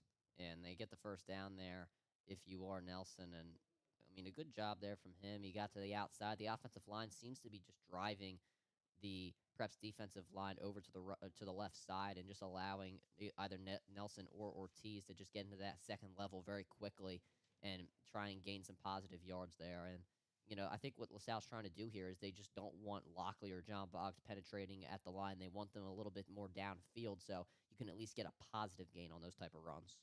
See Anderson come on for Nits. Travin Robertson there as well. Bit of rotation at the line. Fake, try to hit Johnson on the swing, and he will be down at the 1. Thankfully wrapped up, but not before putting LaSalle right on the edge of the end zone. I thought Dariel was going to have him there. He had him at about a 90-degree angle. I thought he was going to get him maybe at the 3-yard line, but I kind of underestimated Owen Johnson's speed right there to get to the outside, get the sideline a little bit, and get to the 1-yard line. Now, if you're LaSalle here, you're in a prime opportunity to punch it in, and you can kind of drill this clock a little bit. Just 3 minutes remaining, and you want to give the Prep a least amount of time possible. Absolutely. You do not want to give Prep the opportunity, especially when it's only second down at the 1. You do not want to give them the opportunity to make a well-paced drive and tie this up if you score. Now they're back under center. Under center. And it is fumbled, recovered by the Hawks. Recovered by the Hawks. The ball came right out of Ortiz's hands untouched. Handoff miscommunication and the easiest fumble recovery of the Hawks' life. We'll see who that is under the pile. Flaherty. Wow, that is that is very lucky if you're St. Joe's just how Prep. the Hawks drew it up. Yeah, that just how they drew it up indeed. Oh, that was very lucky. I mean, that's the second time LaSalle's going under center and something's gone wrong. The first time they went for a false start. The second time, as you said, Dom, literally untouched. It was either just a bad hand. I think Ortiz just didn't handle it right. I think it was a fine handoff by Gavin Sidwar. Ortiz just didn't close his arms fast enough to close the ball up. But if you're St. Joe's Prep, I mean, really great job to take advantage here. And, I mean, Look, to be fair, you're on the 1 right now. the Prep are probably going to do a little brotherly shove here to try and get out of the end zone. Oh, that might be offside, though, on LaSalle. Never mind, actually. With Billups, and I believe that's Darisaw behind Falk, who will get pushed forward for a good amount right there. I think that'll get them up to about the 3 or 4. Yeah, definitely manageable if you're St. Joe's Prep. And even if you're not able to score on this drive, obviously you have a very long way to go. And the way LaSalle's defense is playing, I'm not saying obviously it's a tie game, but the way both defenses are playing so far, it's going to be hard to definitely score here. You do have all 3 timeouts, though, but if you're the Prep, even if you don't score here, you don't want to give LaSalle an opportunity to get the ball back. Wilson as the H-back for Billups, who finds open space, but a very impressive open field tackle by Cooper Halig. Yeah, Hitlig, the Ohio State lacrosse commit, and he's very aggressive. I watched him last year during lacrosse season. Definitely one of the best defensive players I've seen on the lacrosse field, but he brings that in pads as well on the football field, and that's a really great open field tackle. Looked like Kyan could have possibly had about 15 or more if he didn't go in there and make that open field tackle, kind of showing what John Boggs and Brandon Lockley do, understanding where the play goes. Absolutely. If you're the Prep here, you're taking a long time at the line. You got to make sure that you don't have this delay game penalty again, as that'll take you back right to where you started the 1 yard line. That's a good timeout call there by Coach Roken. Absolutely. Hawks on their own 6 yard line. 94 yards to go with a minute 27. And if you're the Prep here, a first down is crucial. The way 2 that timeouts though. So no, yeah, but I'm saying the first down is crucial because of the fact that you can't give LaSalle the ball back on your own 40-yard line. While Luke Cochran is a very, very good punter, 4.5 stars. This is high school level football. LaSalle's probably going to get somewhat there in the backfield. You're pinned and you're literally in the back of your end zone, and you're most likely going to give LaSalle the ball back at the 40 if you're even lucky. So this is a very crucial first down for the Prep. Maybe make LaSalle use some of their timeouts if you decide to run the ball maybe once or twice. So if you're the Prep, you have to get this first down here. And once again, as the Prep are going out for the play, Joey is following Jet Harrison. So they're trying to make sure that Jet does nothing this first quarter. First half. Jet hasn't even gotten a target yet. absolutely great analysis, Ryan. You see Wilson in there on the line. Actually, but Falk's going to drop back to pass here. He's given all day in the pocket, but now pressure comes. He slips, falls, and he is on the 1 yard line. LaSalle trying to point that he was in the end zone. He wasn't. This is going to be a very uncomfortable punt for Luke Cochran on what seemed like a coverage sack from LaSalle. Yeah, LaSalle rightfully take that timeout. And if you're St. Joe's Prep, I mean, it looked like Charlie was trying to get Jet there on that double move to possibly try and get a big gain or even a touchdown. But Joey O'Brien is just an incredible outside corner, and that's definitely going to be something that I'm sure Marcus Freeman and Notre Dame are going to utilize once he gets on college campus. The fact that he can cover on the outside while also playing back as free safety, and you got to give credit to Joey O'Brien. Jet Harrison, a great receiver. I mean, his double move was definitely fairly decent there, but O'Brien stayed on his inside shoulder, not the outside shoulder, his inside shoulder, and made sure he was rightly attached to his hip. So Jet Harrison could not get any farther than he did, and this is a very tough punt for Luke Cochran. Cochran is standing practically tippy toes And on even the very back of the end zone. If you're the Prep, you haven't even figured out your personnel right now. You got to get everybody in the backfield there. It's going to be another timeout, I think, from the Prep. Well, I think at this point the Prep isn't exactly thinking in terms of another drive in this first half. No, yeah, you're right, but you got to be able to figure out this personnel here if you're St. Joe's Prep. I mean, it's been something that has haunted Joe over the past 2 drives, even defensively. We didn't really mention here on the broadcast, Dom, but the Prep, they've been trying to figure out their personnel and who's getting on the field. There's been a couple defensive substitutions, especially on the defensive line, where the guys don't really know who's getting on the field when. I don't know if that's just the fact that the Prep are throwing so many packages out at LaSalle. Maybe that's the reason, but you got to be able to figure out this personnel change if you are St. Joe's Prep. Absolutely inconsistent personnel will be a killer. Cochran gets it off. Real line drive, but it bounces and is snagged by Johnson at the 40, and he will duck out of bounds on the Hawks 26. Short fields continue to happen in these LaSalle Prep clashes. That was probably the best case scenario there if you're Luke Cochran. Just let it bounce and force Owen Johnson to take a little bit to get the football into his hands. So that was a good pump by Luke Cochran there. While LaSalle has it on the Prep 26-yard line, it was probably the best case scenario because if Johnson would have received it at the point where he was, then he probably could have gotten a lot more yards on that one. Absolutely, though. Johnson, especially with no gunners. Also does a great job of picking up those punts off the bounce. Yeah. Handoff to Nelson. He's hit in the backfield by his own blockers and then swallowed by a swarm of Hawks. LaSalle, they have 2 timeouts. I'd be surprised if they utilize one here. I don't think they will. But but the reason that Azir Nelson ran into his own blocker is because the Brandon Lockley came running through and forced that to happen. Yeah. And then a great job on the outside by John Boggs, and I believe it was Colton Anderson. I couldn't get a good look, but they were able to finish the tackle there, not letting Nelson get to the outside like he did in the first game. Yeah, Ortiz got pushed back into him as you now see Ortiz out wide. They're going to target Ortiz right across the middle, but he runs into Brendan Flaherty. Textbook tackle, but he gains 20, and they are now on the Hawks' 7-yard line. And if you're the Prep here, it's within 10 yards and a good timeout there used by LaSalle, making sure that you have at least one timeout remaining. You could probably run the ball here and use that final timeout, see how close you can get to the end zone. But a good job there from Flaherty to make the tackle. But if you're the Prep, I mean, personnel that's been kind of a problem if you are St. Joe's Prep and who's got on whose assignment, and didn't really look like anybody had Desmond Ortiz there.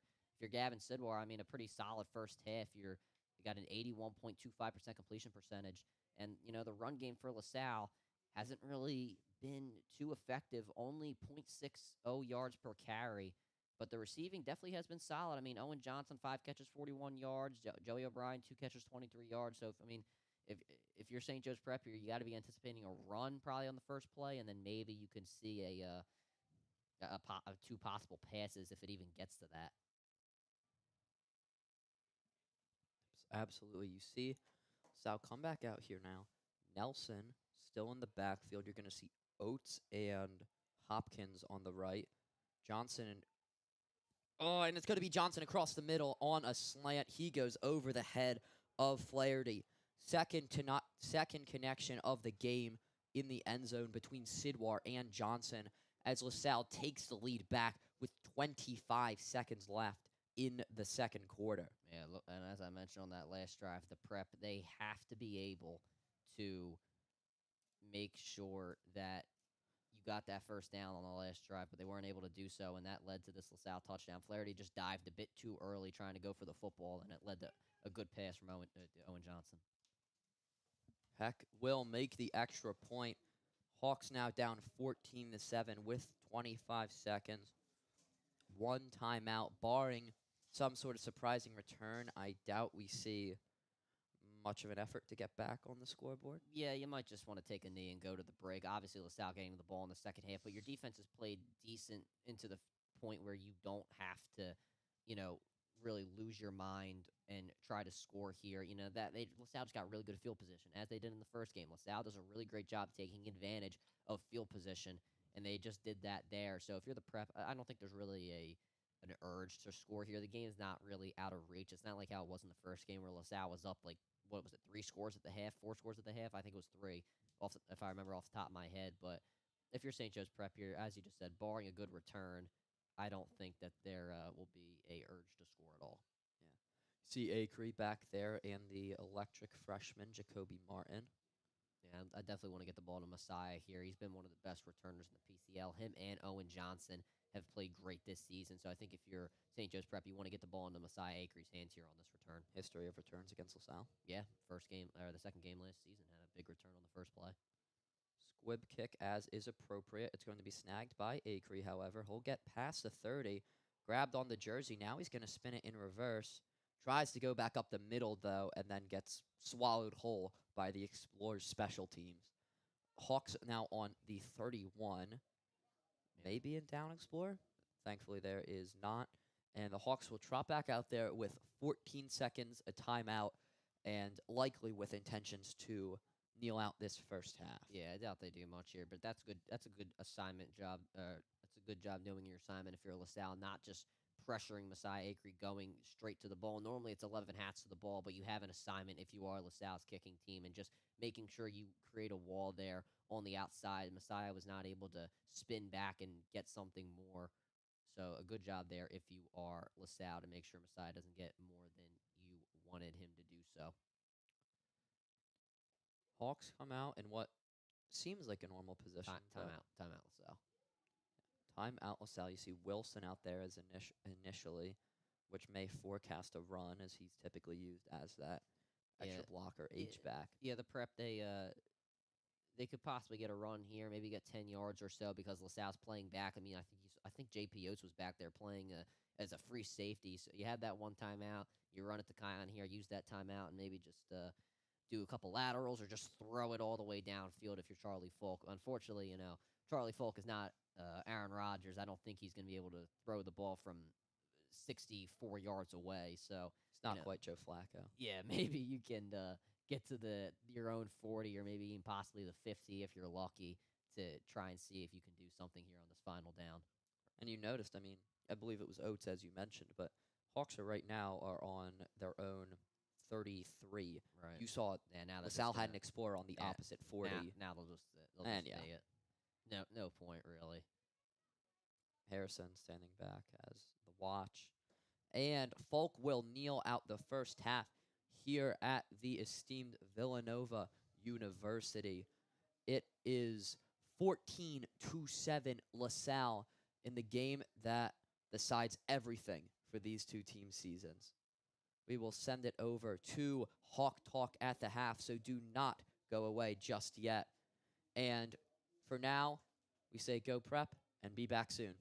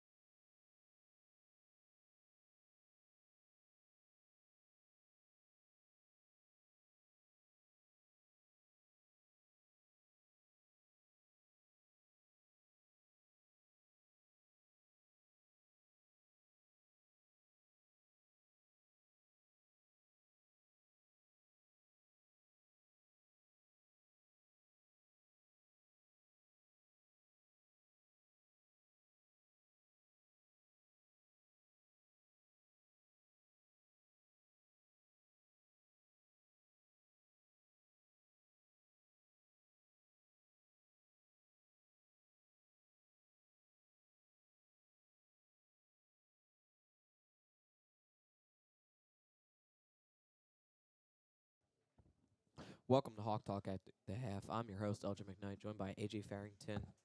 And Ryan Connaughton. so the Prep are currently trailing LaSalle 14-7. Obviously, the offense hasn't been there. Only 4 pass attempts in the first half total. Have all the receptions have been 3 to Frisbee, 1 to Nodovan. Billups 7 carries, Williams with 1. I mean, what can the offense do? We don't even have 100 total yards on the offense side of the ball. Yeah, I mean, we've seen the Prep so far trying to establish the run. They've been working a lot with Billups in that A gap so far. You mentioned that one big strike to Novotny over the middle for about 20 or so yards. Pretty good look. We haven't even seen a target yet for Jet Harrison. I think mainly the goal here has been bringing a sort of physical presence so far and trying to, like I mentioned earlier, really establish that A gap run presence. But trailing down, I think that we will see the Prep kind of air the ball out a little bit more as for the score. Yeah, AJ, I completely agree with you. I mean, definitely making Kai Billups known there, saving Jet Harrison till possibly the second half, but really utilizing their wide receiver 2, Austin Frisbee. Excuse me. But yeah, this Prep offense has not been overwhelming, but not been underwhelming either. I mean, definitely making their presence known in the first half. But LJ and AJ, let's talk about that defense that really showed up in the second quarter. Yeah. It was an interesting look for the Prep's defense. As we saw, they were rushing 3 the entire time, not 4, dropping more guys back in. A lot of help, especially in run defense from the linebackers. But it was weird to see. We haven't really seen that much yet this year, Ryan, where they're only bringing in 3 pass rushers.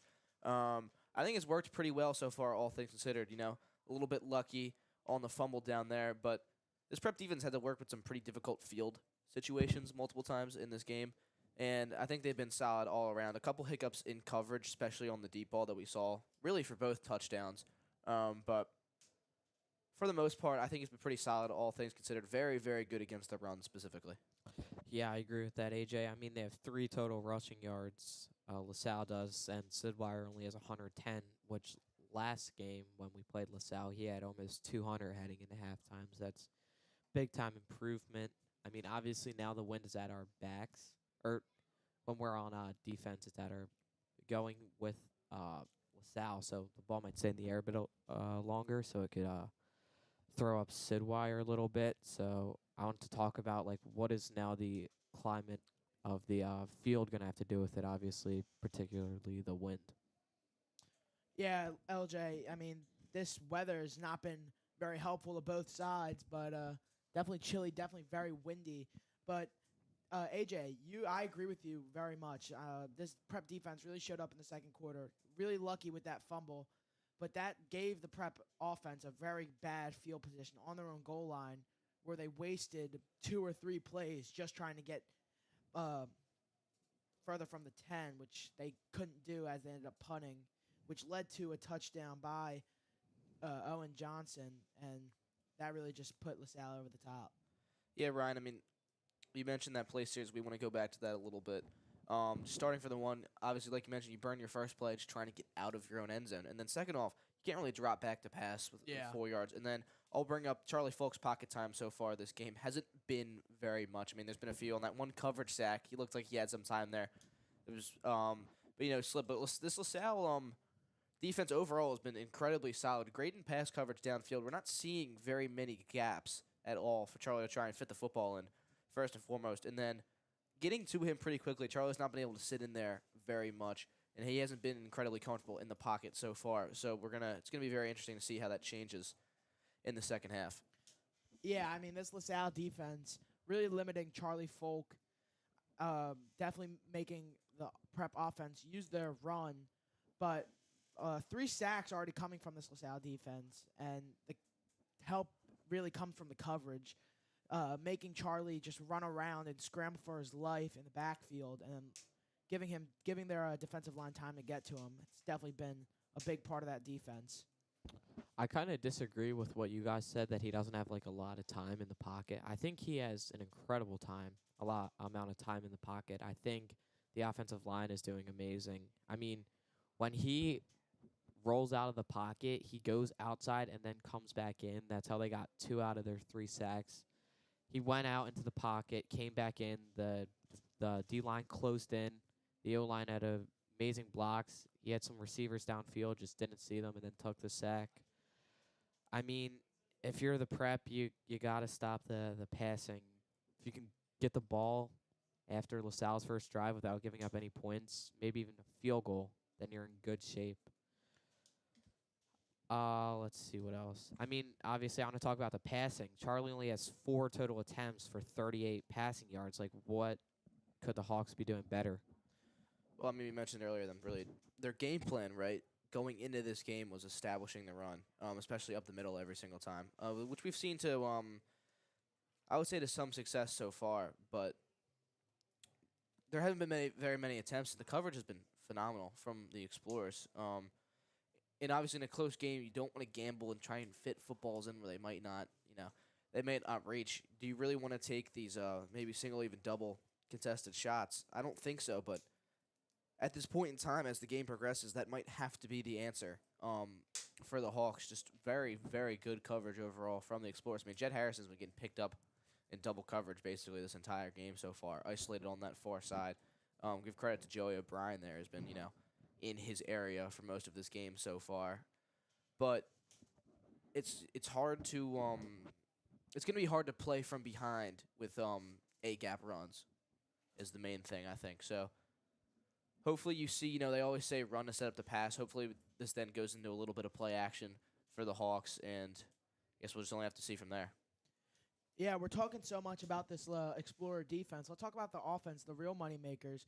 I mean, Tyler Shidwar looking like a not bad quarterback. He's looking very acceptable for the Explorers offense.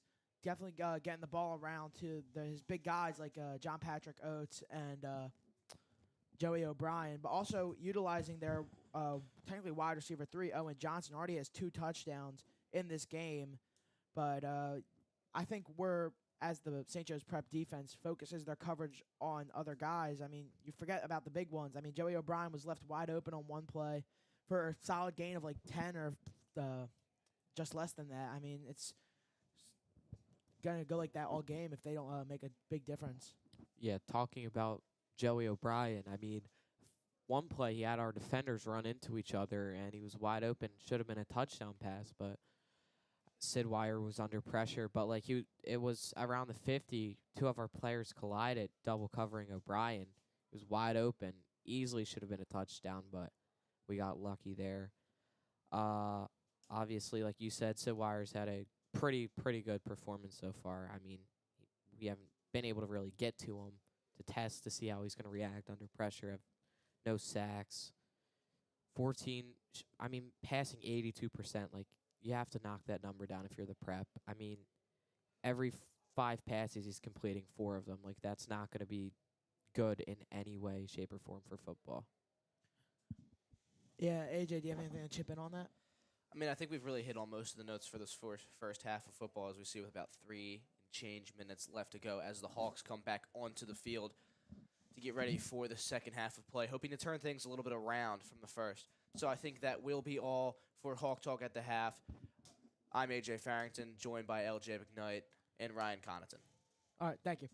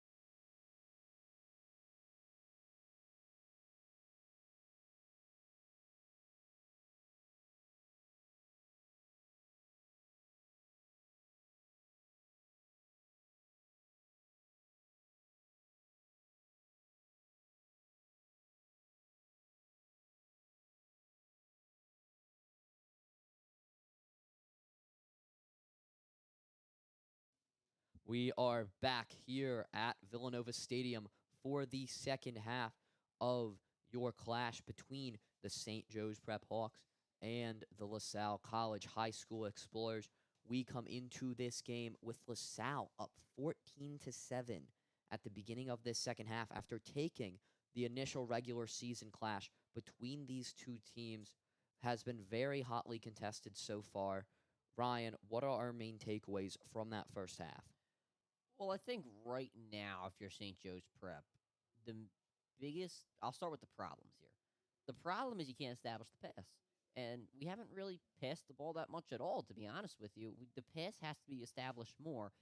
And the run is working. Like, the run is working great up the A gap. Kion's getting, I'm looking at the stats here, he's getting 4.86 yards a crack. So, I mean, the run is obviously working, but in this second half, you got to be able to establish the pass a bit more. You got to have a clear balance between what you want to do. But now, looking forward to what's going to happen now, the defense has got to come out. You got to get a stop here. If you give up a touchdown, you let LaSalle drive down the field, it's going to hurt in a big way. And you could still come back if you're St. Joe's Prep, but it's going to be a very, very big hole to dig out of. This is the most important drive, maybe unless the game is tied 2 minutes left in the fourth quarter. I think the stat that really defines this game, Jet Harrison, obviously, team MVP last game against LaSalle Yeah, today, but not a single target and LaSalle, in the first half. LaSalle, they've done a great job. They put O'Brien on him one-on-one, and they've relied on the rest of the secondary to do a good job to cover everybody, and they've done so. Cochran's opening kick, it'll go over the head of Owen Johnson, who's been a major impact player here today. Here at Villanova, very storied FCS program, won the national chip back in 2009. Brian Westbrook, Howie Long, Christian Benford right now for the Bills. And Brett Gordon just threw under 10,000 yards in his career with Villanova, A-10 Player of the Year. And also, to bring up a stat going into the second half here, just to show how great the Prep have been in these type of games, the Prep, and Coach Rogan specifically, in his time at the Prep, are 46-1 in elimination games.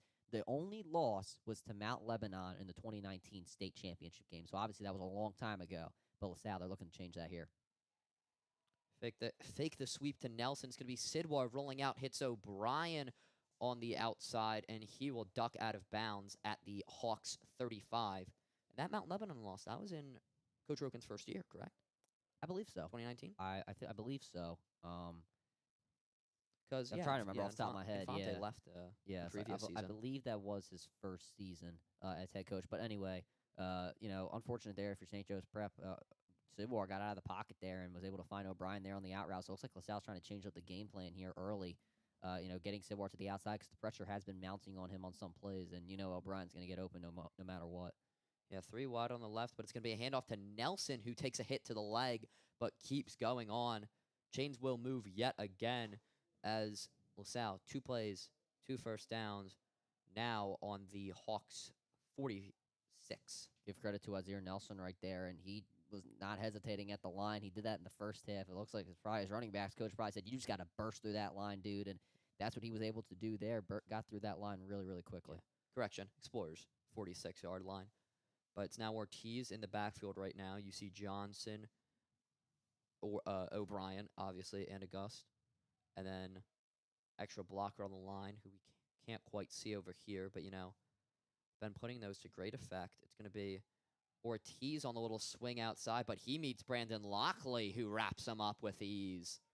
Yeah, good job wrap up there from Brandon Lockley. The Prep calling for the football here. I think that Ortiz was down. Yes, he was. But anyway, great wrap up there from Brandon Lockley. A bit high there on the tackle, but Ortiz got really, really low there trying to juke him onto the outside, but Lockley just wrapping him up at the shoulder pad and not letting him go. That's just a testament to the strength of Brandon Lockley, making sure that he could bring his man down from the chest up.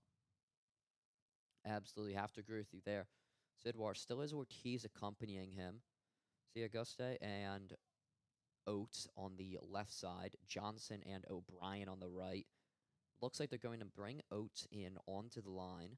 LaSalle really taking their time here trying to draw the Prep off sides. See Oates operating that in-between tight end role at times. O'Brien is going to roll out to the right. He's going to hit Oates, who will go out of bounds in Hawks territory at the 45. Way too much time, though, for Gavin Sidwar in the pocket. He had all day to throw that football, and a good route there from J.P. Oates. It looked like it could have been a possible run the way Oates was in his stance, but he came out there off the line and was able to run a nice drag route, and Sidwar looked like he was going to find him the entire time. It looked like he was his first read. Absolutely. Money down, though. Recently flipped that commitment to James Madison.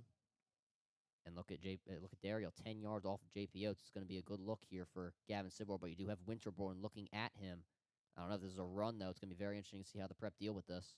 Same personnel, 2 and 2. Boggs coming off the line here, off the edge. Now he's going to come back inside.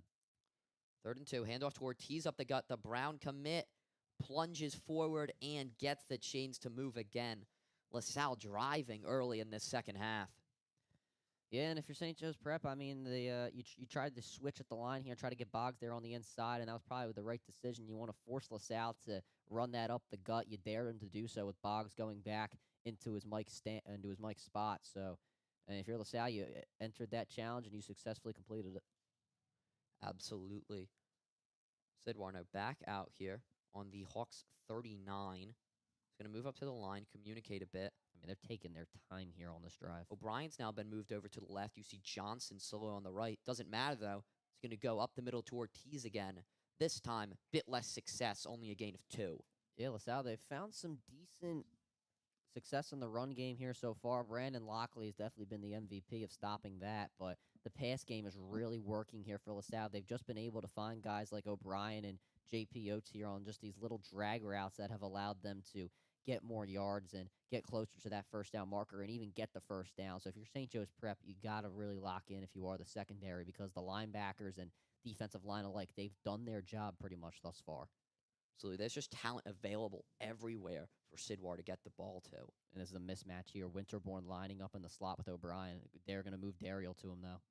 Going to fake the handoff to Ortiz. Bubble screen to Johnson. He's hit in the backfield. Combination of Brandon Ross and Brendan Flaherty. And that was big for St. Joe's Prep. If you're LaSalle, you got away from what you were doing. You got away what was working. You might have got a little bit too cocky there on the play calling, just expecting the Prep to fold there on the screen. And you got to give credit to Brandon Ross and Flaherty. They communicated there. They made sure that they both wrapped up Owen Johnson. And Johnson almost broke that tackle there, though. But a great job from St. Joe's Prep, able to wrap up very, very quickly and bring down Johnson in the backfield. Big money down coming up here. Absolutely. Flaherty, he's had a lot of big tackles. 3rd and 12 here for the Explorers. Sidwar, open pocket across the middle of the field. It's Johnson. He has the first and is eventually brought down by Brandon Ross. Johnson got 2 steps on him across the middle. Keeps it moving. All day in the pocket for Gavin Sidwar. And if, as I just said, the defensive line doing their job, looks like they are not really able to get any pressure on Gavin Sidwar here in this second half when it comes to the pass rush. I mean, he has got all day. And if you're St. Joe's Prep, you got to figure this out here. Maybe do a scissors technique or a swim move. You got to do something. Sidwar had a private island in his pocket. Exactly. And Owen Johnson, just a great route there in the slot. We haven't really seen him there this game. Big handoff to Ortiz. Designated rollout yet again. Targeting across the middle of the field. Broken up. Messiah Akery. Good job from Akery there. And just stayed on his man. I believe that was J.P. Oates. Stayed on his outside shoulder. Had his hand, I believe, on his outside hip. And was able to create that contact and then get his other hand in there, his front right hand. I apologize. Able to get his right hand in there to separate the hands of J.P. Oates and force that incompletion. Absolutely, you see Explorers right on the Hawks' 15-yard line, solidly into the red zone now. 7:39 left in the 3rd. We got 2 men in the backfield here. Yeah. Josh Simmons out there. You see. Ortiz is going to go in motion. Now he's attached to the line with Oates. They're going to give the handoff to Simmons. He will get a gain of about 3 on the zone. And if you're the Prep, it's money down once again, and you got to come through here on the pass rush. The pass rush has not gotten in on Sidwar, and I just said, LaSalle, if you have one of these big drives, these long drives that are taking you down to possibly get a touchdown, they have taken 5 minutes off the clock here, and if you give up a touchdown here for St. Joe's Prep, it's going to be a very big hole to dig yourself out of.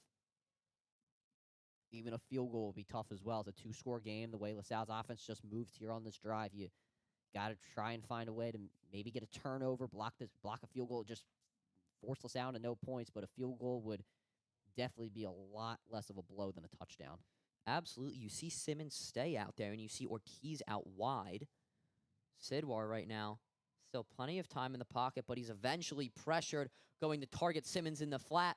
No good. Knocked down by John Boggs. Good job there on the pass rush where you saw Winterborn there in the backfield, and he cut off Sidwar on the sideline, also cut him off on the outside. Did a great job just breaking down there, making sure Sidwar didn't run. He wasn't really focused on the pass. He trusted his defenders behind him and making sure Sidwar did not go anywhere. That's just great trust from Chase Winterborn. A really nice play from St. Joe's Prep. And thankfully, you just forced a field goal here. A touchdown would have been a killer.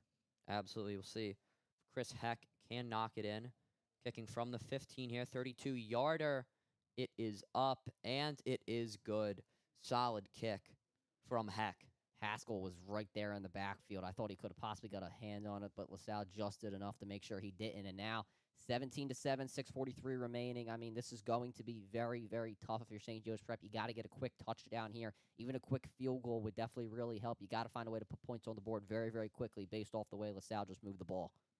Hey, I mean, the Hawks did make up a 10-point deficit in that initial game versus LaSalle. The only problem is that the overall deficit was larger than 10. But what I'm saying is we have seen this Hawks team go out there and string together a series of points, build heavy momentum against LaSalle. The problem is they dug themselves too deep of a hole initially. They, however, only 10 points. They have not done that. No, I really hope that I'm not coming across that. I don't think that they can not come back. But I think you're coming across very positive, Ryan. Thank you. I appreciate that. But nonetheless, you are 100% right. In the first game, they dug themselves into a really deep hole here. Luckily for the defense, he only gave up 3 points here, and you got to expect that at some point. But if you're the offense here, a quick touchdown, quick field goal, really, really going to help. But obviously easier said than done the way the LaSalle defense has been playing. Absolutely. And, Hawks really seemed on the verge of making a comeback before that very clutch catch came from J.P. Oates, converting the 3rd and long in LaSalle territory. See the kickoff come from Messiah Acree. He will trot that ball up to about the Explorers' 28, giving the Hawks a reasonable field position as Falk and the guys come back out there and really try to spark something on the offensive side of the ball, something that hasn't been sparked in that hasn't been seen in that first half. It's gonna be very interesting to see how the Prep come out here, as the run has been established. Let's see if LaSalle give all of their attention to the run in this half and maybe still trust the cornerbacks to take on the wide receivers. But it looks like the Prep might come out here in a run with the H-back in the backfield. So you do have the H-back in the backfield. It's going to be Billups up the gut. He'll be met rather quickly. Outside zone goes for about 2. Yeah, and LaSalle, they are definitely focusing on the run here. They went cover 0. That means everybody is going at the offensive line, and that's what they did there. And they only got Kyan from this angle. It looks like about 2 yards. So if you're the Prep, the pass game has definitely got to be a focus here in the second half. If they're going to go cover 0, then you got to find a way to get your guys open downfield and possibly make a play. Colberdino off now for Wilson. May indicate a stronger set. He's normally used as that H-back. You see him and Novotny on the line, while Frisbee and Harrison being in the slot.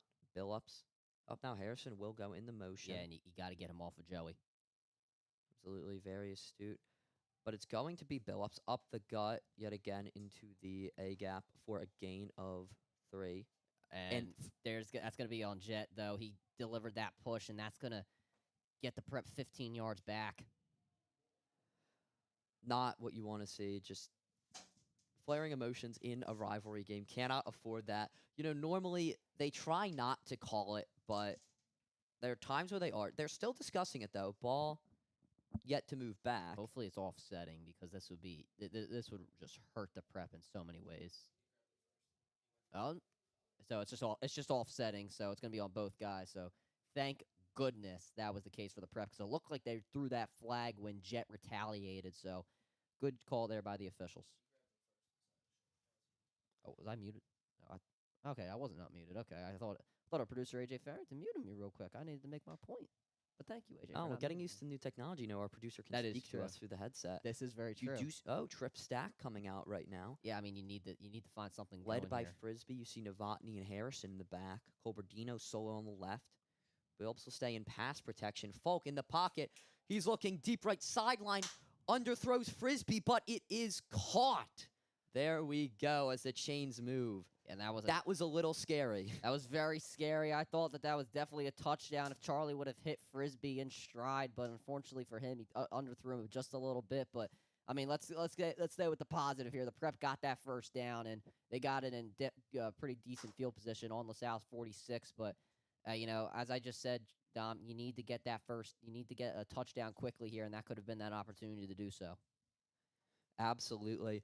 Could have been more of an impact play, but I will certainly will take that good 20-yard chunk. Hawks now on their own 45.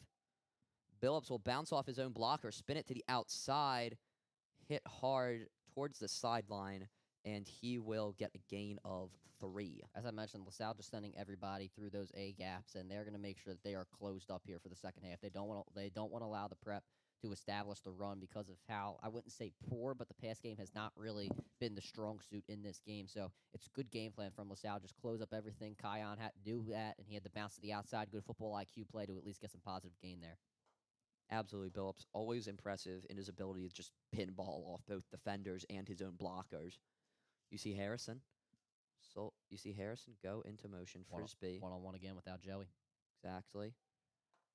Now looking, Harrison, he finally hauls it in, showcasing that catch radius. Yeah, and that was close there. It looks like it moved the chains, and it does, and that was very, very close. The comeback route to the outside, and if you're Charlie Folk, the ball was placed half decently well, but that's where the ball is supposed to be. I'm not sure if it was Jet who was supposed to be a little more on the outside. Maybe it was because he was coming in from the slot, but, I mean, as long as he got that first down, I guess it really doesn't matter. Yeah. I mean, Jet he's got his own area code for those receptions, so it tends to make sense. He hauls that one in. First catch of the game. Absolutely. Love to see him get involved. Harrison, wide on the left. Colberdino, slot. Frisbee, isolated on the right. It's going to be a handoff up the middle to Kion Billups. He'll bounce it out of the initial scrum and will push forward for 14 yards. Hawks on the Explorers, 31. Very good good job there from Kion Billups. I thought he was done in the backfield, but he was able to bounce off the defenders. As you mentioned earlier, Dom, he does a really great job of that, bouncing off the defenders and finding his way to the outside. He was able to do so there, and just a couple juke moves, in and out moves on the outside, not allowing LaSalle to really get the swoop technique down and break down to make a tackle initially. Absolutely. You see Harrison in the slot here. Novotny across the middle of the field. It's going to be a screen to Billups. Big open field tackle made yet again by Cooper Halig, Ohio State lacrosse commit. Yeah, and we mentioned that earlier on the broadcast, how good Cooper Halig was doing getting those open field tackles. And if you're Jake Nahum, you got to get out there and block that initial man. I understand that you want to get onto the second level and make more blocks for Kion, but if there's a guy there in the open field ready to take him out there on the screen, you got to make that initial block. You got to have trust in the other offensive lineman to make blocks downfield. We saw Sean Barth make a great block against Bonner just a couple of weeks ago on that exact same play. So you got to have trust in your guys there downfield. Exactly. You understand the anticipation, but also on a certain level, you need to deal with the problems that are actually there. LaSalle go and cover one here with Chima. It looks like more tending towards the left side here. This could be a nice play for Alston. Finally on the left side line, Harrison in the slot. Falk's going to step up. He's going to take it for himself. Spin move, and he will be right on the chains and move them. Look like Jet and Alston. Hawks right on the 20. Looks like Alston and Jet did a bit of a scissors thing there where Jet went on the inside and where Alston went on the inside and Jet tried to run a wheel on the outside there. And that's a common play you just saw earlier with Alston. I was able to get the defenders to run into each other, but unfortunately was not able to do so there. But Charlie Folk, we saw him do it in the LaSalle playoff game last year, run the football, have success while doing so, and he did it there. And now LaSalle having some assignment issues here. This could be an opportunity for the Hawks. 3 to the left. It's going to be a bubble screen to Frisbee, and it is going to be a timeout, LaSalle, before the snap. Yeah, that could have been a big play there. And, I think the assignment issues, guys are yelling at each other on the field. If you're LaSalle, it's a good timeout there just to get everybody cooled down, let cooler heads prevail, and, make sure that everybody's calmed down so you don't give up anything too big. And if you're St. Joe's Prep here, a touchdown, you need that to be immediate. I know there's 12 minutes remaining. You're in half-decent range for a possible field goal here, but a touchdown will definitely really, really help cutting the deficit to 3. So if you're the Prep, a touchdown here would be absolutely incredible. And, you're still 12 minutes left. I would love to get it before the end of the third quarter. Absolutely have to agree right there. We're looking at 1:48 here. Yeah. And It's not. it's certainly not too scary right now, but No. also be mindful. You got to get points though. That's I feel like that's the biggest thing you got to say. You have to come away with points. This is a good drive, but you got to come away with points here. Yeah, you know, as Magic Johnson would say, game is won by whoever scores more points. Falk steps up, heavily contested pocket. Now he's aiming end zone. Jet Harrison, second catch of the day, first touchdown as the Hawks start to close the gap. Oh, you needed that there, and I thought Charlie would have just been better roughing the passer. So that'll be enforced on the kickoff. So it is a touchdown, but let's get back to what I was about to say there. I thought Charlie would have been better off running, and I kind of thought the same thing would have been better on the first touchdown to Alston. But Jet once again has trust in his receivers, and yeah, it is roughing the passer. But a great job from Charlie. Just threw it there on the pylon. Had it more on the inside than Jet, but Jet had that concentration to realize that, grab it in, get it in with his chest, make sure that it couldn't be punched out, secured it immediately. So O'Brien, who was coming in from the side, didn't have an opportunity to knock it away, got to the ground immediately. He knew where he was. That's great football IQ play there by Jet Harrison, and a great delivery there from Charlie Falk. And as I just said, you needed that touchdown here early. You still have a lot of time left, unlike that first game. So the gap, saying you make this field goal here, is a one-score game, or one field goal game. See what Cochran has. He has a converted extra point. Oh, and it looked like Really close block. Yeah, right there. I'm just saying that. It looked like Nick Salvier on the outside there was almost ready to block that one away, and that would have been bad for the Prep. But a touchdown, and as the student section and the parents alike sing the fight song, a stop here is definitely needed if you are the Hawks of St. Joe's Prep. And the defense, they've had their time. They've had a lot of time to rest here, Don. They've had almost, 5 minutes in total. But if you're LaSalle's offense, you got the hot hand as well, so it's going to be a big test here to see who can get the upper hand here on this next drive. And if you are, watching this broadcast, hopefully you would think it's for St. Joe's Prep. Yeah, I feel like we're kind of in a momentum-neutral state here Right, at exactly. Villanova Stadium, and this drive is really going to dictate it, as it will be a short field for Cochran to kick off to. Yeah, so if you are Luke Kicking Cochran off from here, the Explorers 45. so it's going to be very interesting to see what Luke Cochran does here. Maybe he squib kicks it and has faith in his defenders here to make a tackle on maybe the 20-something yard line, or you just kick it in the end zone and just not LaSalle even get a return and just pin him and just put him on the 25-yard line. It's going to be interesting to see if the Prep try to come out here aggressive or maybe just play it safe. Personally would chip and try to pin. I mean, yeah, a let's little see if they do split, but so. we'll see. Cochran does. And It will be a line drive into the end zone. Touchback.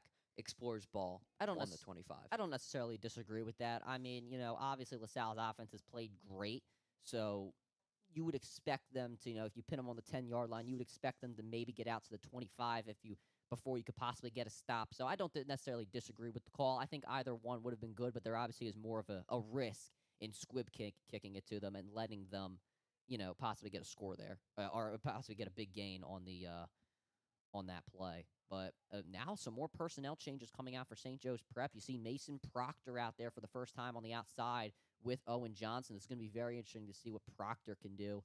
Obviously a big lacrosse guy as well, one of the face-off guys. In and out motion from O'Brien.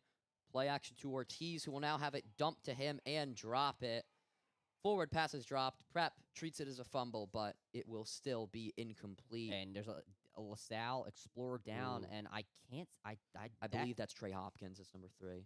Yeah, I can't see. I believe you are right. I believe it is Trey Hopkins. That's unfortunate for LaSalle, but we'll maybe take a break here in just a second. But before after I break down the And play, you see JP Oates hobbling off as well. yeah, so that's tough if you're LaSalle. But if you're the Prep, that's good football awareness. You treat all those type of plays of as it's a fumble. But a good job from St. Joe's Prep, and they say they have the football. Try and trick the officials in saying to do so. But good coverage downfield from St. Joe's Prep.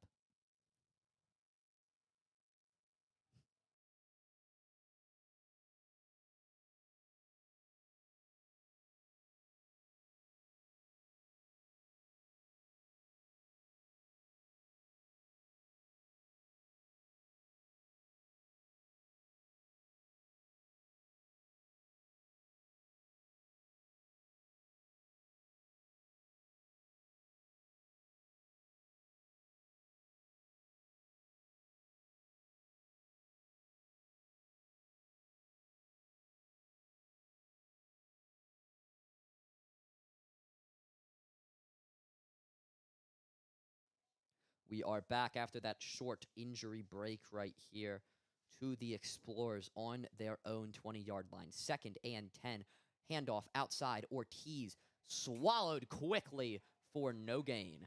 Great job there from St. Joe's Prep. John Boggs, Brandon Lockley, Jason Nitz forcing Ortiz to the outside, not letting him get through the D gap. And then if you're Mason Talley, easily got off that block there and was able to force the tackle. We know how hard Mason Talley hits. We saw it last week against O'Hara. I mean, O'Hara had a big play, and then O'Talley just boomsticked him. And you know how hard Talley can hit. You know how he can set the tone. And that's actually a 1-yard loss there. So it's money down here for St. Joe's Prep. And you can get this stop here with the third quarter still rolling. You got so much time to possibly get down the field. Absolutely. Actually, a slight loss on that play to 3rd and 11. But let me emphasize, you got to get the stop. Absolutely. Need to get the stop. Prep gave up multiple big 3rd and longs in the initial game against LaSalle. Got to make sure that doesn't happen again. 2 in the backfield. 2 out wide. Everyone else on the line. Sidwar, pressured, man slips, and it's going to be tossed into the flat for Ryan Fandazzi, who is then hit hard out of bounds. That is tough. That's tough if you're St. Joe's Prep there. I mean, you had Winterborn, who was probably supposed to be on Fandazzi right there, and he just rushed Sidwar, and unfortunately for him, he was not able to get the sack there, which I'm sure St. Joe's Prep was anticipating, but a good job from Sidwar to realize that he had a guy on his backside, and that was Winterborn was able to find the open man, even if it was an unlikely reception. Yeah, and Fandazzi, I mean, kind of being used in that fullback, halfback type role. An extra blocker out there, not known for the speed. He's just in so much space right there. He's able to convert. Right. Winterborn, really unfortunate. False start. Yeah. I think we called Can't that. do that. Yeah, we called that from up here, and that was a bit obvious there. LaSalle jumped a bit too early. So luckily for the Prep here, you start good on this first down, and obviously the third down conversion for LaSalle. Some might say it was lucky, but it definitely was a really nice play there from Gavin Sidwar. So, but if you're St. Joe's Prep, you can't let that get you down. You got to start over again here, and you get a head start on doing so. Exactly. LaSalle moved back to their own 27. Now it looks like it'll be a pass here with Fandazzi coming out as the fullback. Yeah, Fandazzi will indeed come out. And they'll put Ortiz back in there. Yeah, Ortiz, we've seen him line up, I mean, obviously, normally a running back, but you've seen him line up out wide in certain scenarios today, especially when Simmons and Nelson have been in the backfield. They love to have him line up on the outside against St. Joe's Prep. They love to use him as a receiving back in that scenario. Now you see, that's Rozier's Zyke Scott in the backfield right there. No, it's Simmons. My apologies. Other linebacker, running back. He will go forward, but for a very short gain, only 2. And you almost get all those yards back there. If you're LaSalle, I would just not run a play here. There's no reason to really do so. You're up by 3. You just had a really nice third down conversion. If you can keep drilling the clock, I don't see a reason to run a play here at the end of the third quarter. But I mean, if you're that's a nice run. That's a good start if you're LaSalle. I mean, you got 3 yards there, almost got all the yards back. I mean, you were able to get some third and longs earlier, so there's no reason why you can't keep moving the ball here on second down. Heading in to the last quarter here now at Villanova Stadium. Explorers lead 17-14. 4's up in the broadcast booth and across Mr. Burns Villanova Stadium. Mr. Burns reminding us, I should be reminding the crew. I played for the Prep. And my fault. That's my fault. AJ, I'm very sorry. And I have to say, reflecting on the mentality going into this game, Mr. Riley Burns, class of 2018, he emphasized if you're not a dog, you're dog food. And really, I'm inclined to agree. His mentality, really influences me. It's up to what Confucius and the other great thinkers of our time. Oh my god. I'm sorry. What a kind moderator. I'm sorry. Yes, Brian, his youth. As we will get back to serious commentary right now. Oh my goodness. Oh my god. You can hear I think you could hear AJ through the headset. Oh goodness, that was a good one there, Dom. But yeah, let's get back to the task at hand here, and that's winning the game. I don't think it's any smiles from anybody out there if you are LaSalle or St. Joe's Prep. But you gotta get locked in here because this is a big drive for both teams. If you're LaSalle, you can you drive 5 more minutes off the clock here and get another score. That gives you a prime opportunity to maybe put this game away. But if you're the Prep, you stop them here and you get a prime opportunity to score and take the lead. 2 wide, Sidwar, quite unpressured in the pocket. He's going to stroll leisurely out wide before sliding at the threat of Brandon Lockley. Yeah, I mean, that's good coverage downfield, but once again, Sidwar had all day in the pocket, so give credit to the secondary, making sure that nobody was covered. Give credit to Daryl Jacquez, who was taking out, I believe it was Ortiz on the wheel, money down coming up. But, I mean, sometimes you see quarterbacks just trying to make a juke move on a linebacker to, Don't try take that them on out. Brandon But, Lockley. yeah, I was just about to say, that's Brandon Lockley right there. I think Sidwar said, oh, that's a 4-star right there. Who's running in my way. He's got some SEC offers. I think I'll just play it safe here. And Sidwar committed to Missouri, though. that is true, but Who knows if he might wind up playing against Lockley in college. that's true. Lockley definitely has that SEC potential. Right now, man on the right, everyone 3 on the left. Simmons, extra blocker. Uncork is Sidwar, and he will hit Hopkins downfield, who is back and healthy. He's open on a corner route as the Explorers convert into Hawks territory. Blown coverage there by Winterborn and Brandon Ross. I don't think they knew which one was going to be taking on Hopkins. I would normally assume that's BR, but maybe that wasn't the case there. I'm not necessarily sure. He just got behind the defense, and I mean, that's just a good find from Gavin Sidwar. It looked like everybody was covered downfield. The pressure was starting to get in there, but once again, that's a really great find from Gavin Sidwar, and got to give credit to Hopkins just getting behind the defense there. Absolutely have to agree right there. Seeing a lot of Simmons in this backfield now. Motion from O'Brien. He'll swing out and stop short, just like last time. They toss it to Johnson on the corner. That's the exact play that I scored was the about first to- touchdown. Yeah, on. that's what I was just about to say. You stole my thunder there, Don. That was the exact same play, but luckily for the prep and Daryl Jacquez, he was right on Owen Johnson, maybe about a yard back. But Gavin Sidwar, that's a tough over-the-shoulder ball, especially with a safety lurking right there. You don't really want to throw that sort of lob because of the fact that a guy like Daryl can definitely jump in there and maybe make an interception. So that's just a good job from Sidwar. Tried to go to the well, but unfortunately he went too many times and he didn't find water. Absolutely. Explorers on the Hawks 45. Extra man on the line. It's Oates. Oates now across the middle of the field. Breaks the initial tackle. Acree chasing him down the sideline and knocks him out, but not after the chains are moved, and he gets a gain of about 20.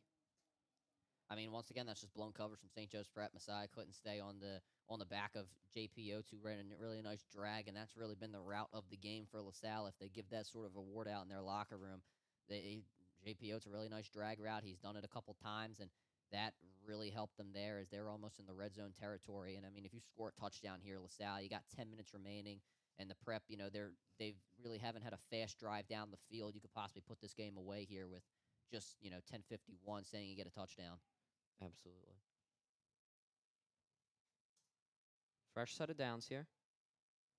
Targeting Owen Johnson, who makes a very contested catch against Mason Talley. I thought that was an interception right there. I almost got excited. I was hoping it was. But unfortunately for Mason Talley, that's there. No interception there. Owen Johnson, I mean, I don't even know how he made that reception. That was just a really great grab. He just pulled it out of the hands of Talley and was able to make the catch. And Sidwar, Not his first time doing that either today. I mean, yeah, he's used Talley's momentum against him. Didn't really use it there, but Owen Johnson just snapped it out of his hands. There's really no other way to put it. Yeah. I mean, if there's a word I'd use to describe Talley's style of play, I would certainly say physical. Right. And Johnson has found his way to work around it.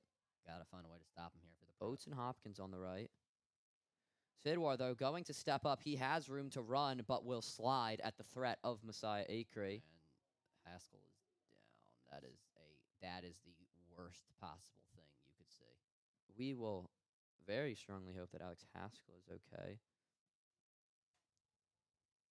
Haskell down. We'll see what that is about as we will transition to a injury break.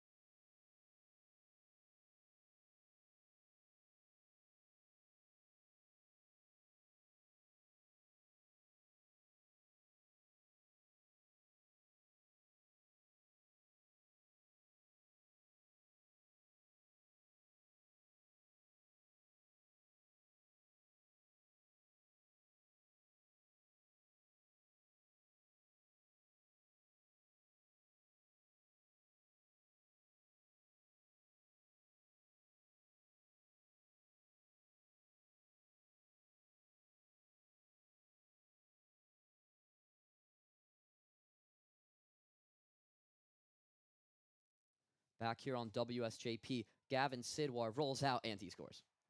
That was rather quick as Gavin Sidwar, the pressure comes, the pocket collapses, but there's nobody in the second level to pick him up.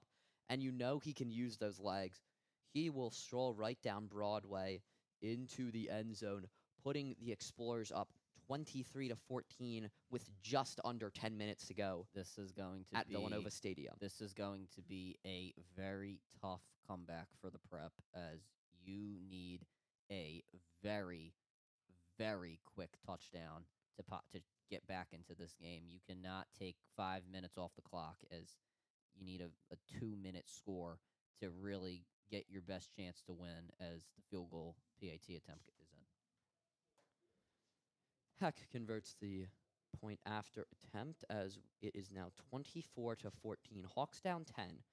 By no means unmanageable, but the vibe in Villanova Stadium does not seem to be a very positive one. Does not seem to be a comeback type vibe. No. But the energy needs to come through, I think, on this upcoming offensive drive. And if you're St. Joe's Prep here, I mean, you just gotta figure out a way to get a quick score here, as it is definitely needed with just under 10 minutes. And a good return here will definitely help that from Messiah or even Jacoby Martin. You got to find a way to get a good return here. They got to start this drive positively. And if this is the time where Charlie Folk has to come through as, you know, one of the top quarterbacks in Pennsylvania, he has got to make sure that he delivers his passes correctly. He's got to stay calm in the pocket, even when the pressure comes. You know, LaSalle's going to pressure him, try and force him into mistakes here as they want to try and close this game out. They're going to put all their faith in the secondary. So if this is really the time where Charlie Folk has got to come through, and he's got to deliver a touchdown here. Absolutely. This is a massive drive for Folk in the offense. They delivered initially with that Harrison comeback, and now they need to just be the gift that keeps on giving and support the defense.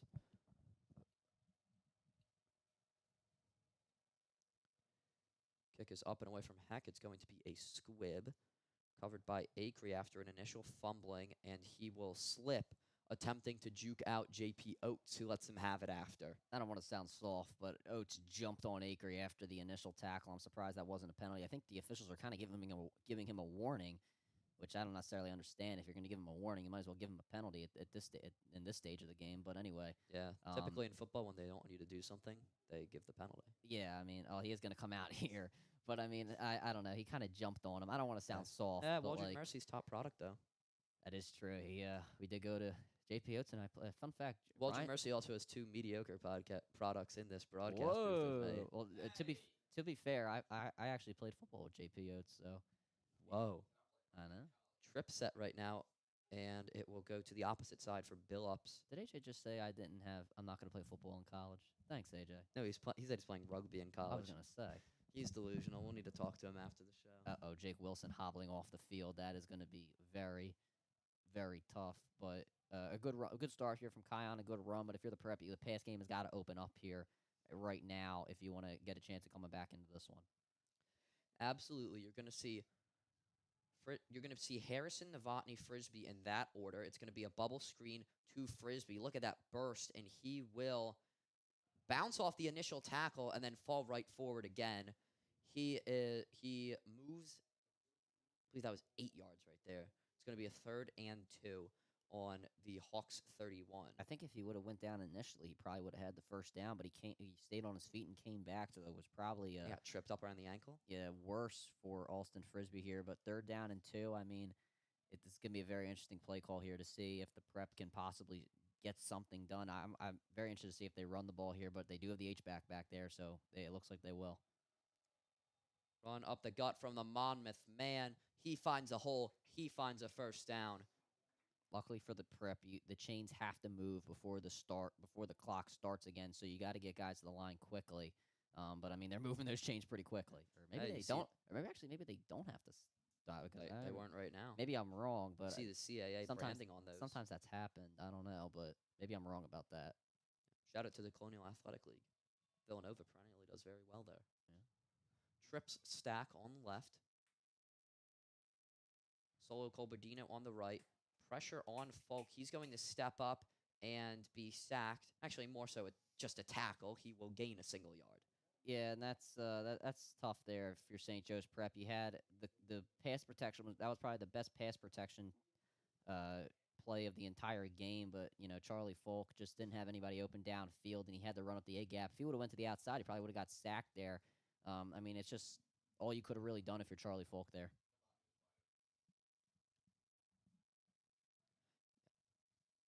Let's see, Harrison Solo on the left. Harrison Solo on the left. You're going to see motion from Frisbee out of a stack with Novotny. Then it's going to be Harrison targeted on the left. He'll spin up the sideline, brought down by the jersey, but not after crossing the 50 and moving those chains. Really nice route there from Jed. He runs that kind of combination of a slant and an in route and then spins the outside. He can do that every time, and it would work every single time. So, a really great job there from Charlie Folk. Really nice pass. Knew he had Jet the entire time on that type of route. He's always open on that route. And, I continuously did it to break it open against O'Hara. Right. I continuously look at this clock here, and if you're the Prep, you got 7 minutes, and the way LaSalle's moving the ball, you got to score here. Falk has time to throw. He's going to target Colberdino on the left sideline. No good. Too far wide. It looks like they wanted a holding call downfield on Simon, but, at this stage of the game, I don't think you're going to be getting that. JPO's jumped on Messiah Acree on the kickoff, and they didn't get a call. I don't think you're going to get that type of call at Ryan's this stewing stage. in the booth right now. But we will get back to the game at hand as we see Billups keep his usual spot in the backfield. It's going to be Harrison Solo on the left, then Novotny, Frisbee, Colberdino in that order on the right. Looking towards the right now, looking at the left for a screen, the Billups. Billups, really nice open field tackle by Nick Cyber. Yeah, and if you're the offensive line, I said it earlier, you got to get those initial blocks down. Obviously, getting the blocks downfield are nice, but you have to find a way to get a block downfield. And this is a big third down here. Obviously the Prep will go for it if they don't get this third down, but this is a time where you have to start moving the football. Trip sack on the right, led by Novotny. Motioning out is Darisaw. And then Harrison, obviously, Solo on the left. 5 wide for Folk. He's looking right side. It is tipped up in the air and intercepted by LaSalle. Tip on the D-line. Blows up whatever the Hawks were cooking up as LaSalle takes possession back at midfield. Brutal break on what was the biggest play of the game. Yeah, and you had Alston there on the short double move, but it was just tipped in the air. It's not the fault of anybody really there, but there's just not really much you can do on that type of play. You gotta. I don't really think Charlie could have delivered the ball any better. If you want to deliver it higher, I guess, but there's not really anybody to blame there. It's just a nice block and a tip up and a great job on the interception. So that's just unfortunate there. If you're St. Joe's Prep, there's just not really anybody you can blame on that type of play. Yeah, just absolutely tragic break right there. See, as Sidwar comes back out, it's going to be Nelson in the backfield. It's going to be a handoff to Nelson. Right side, and he is shoved down with celerity by John Boggs. And a good combination there of trying to force the ball out and also making a tackle. You saw Flaherty get his helmet down, try to force the ball out of Nelson's hands. But unfortunately for him, Nelson did a really great job covering the ball up with 2 hands and making sure that none of the ball showed on the outside. So he was able to go down and make sure that the ball did not come out. The clock is still moving here. Clock has been the enemy in the 2 games against LaSalle if you are St. Joe's Prep. And it is definitely the enemy of the season right here. 3 timeouts here. 3 timeouts here for the Hawks, 2 for LaSalle. You're going to see Sidwar roll out to the right as usual. Hawk down by Lockley, but not before he slides for a gain of 6. And it looked like where the slide actually ended up, they kind of marked Sidwar a few yards back based on where Pretty far back. Yeah, based on where he gave up initially. So, that's a good call by the officials right there. The Prep going to use a timeout. I don't blame them in using that there, but you're putting all your marbles in possibly getting this third down stop.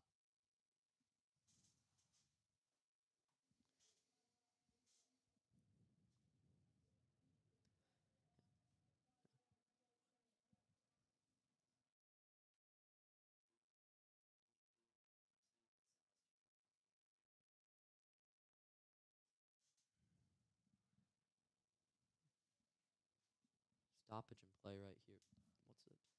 But did LaSalle use their timeout? Did Or was it LaSalle us? use a timeout? I'm not necessarily sure. It shows No, Las- no, they had two before that play.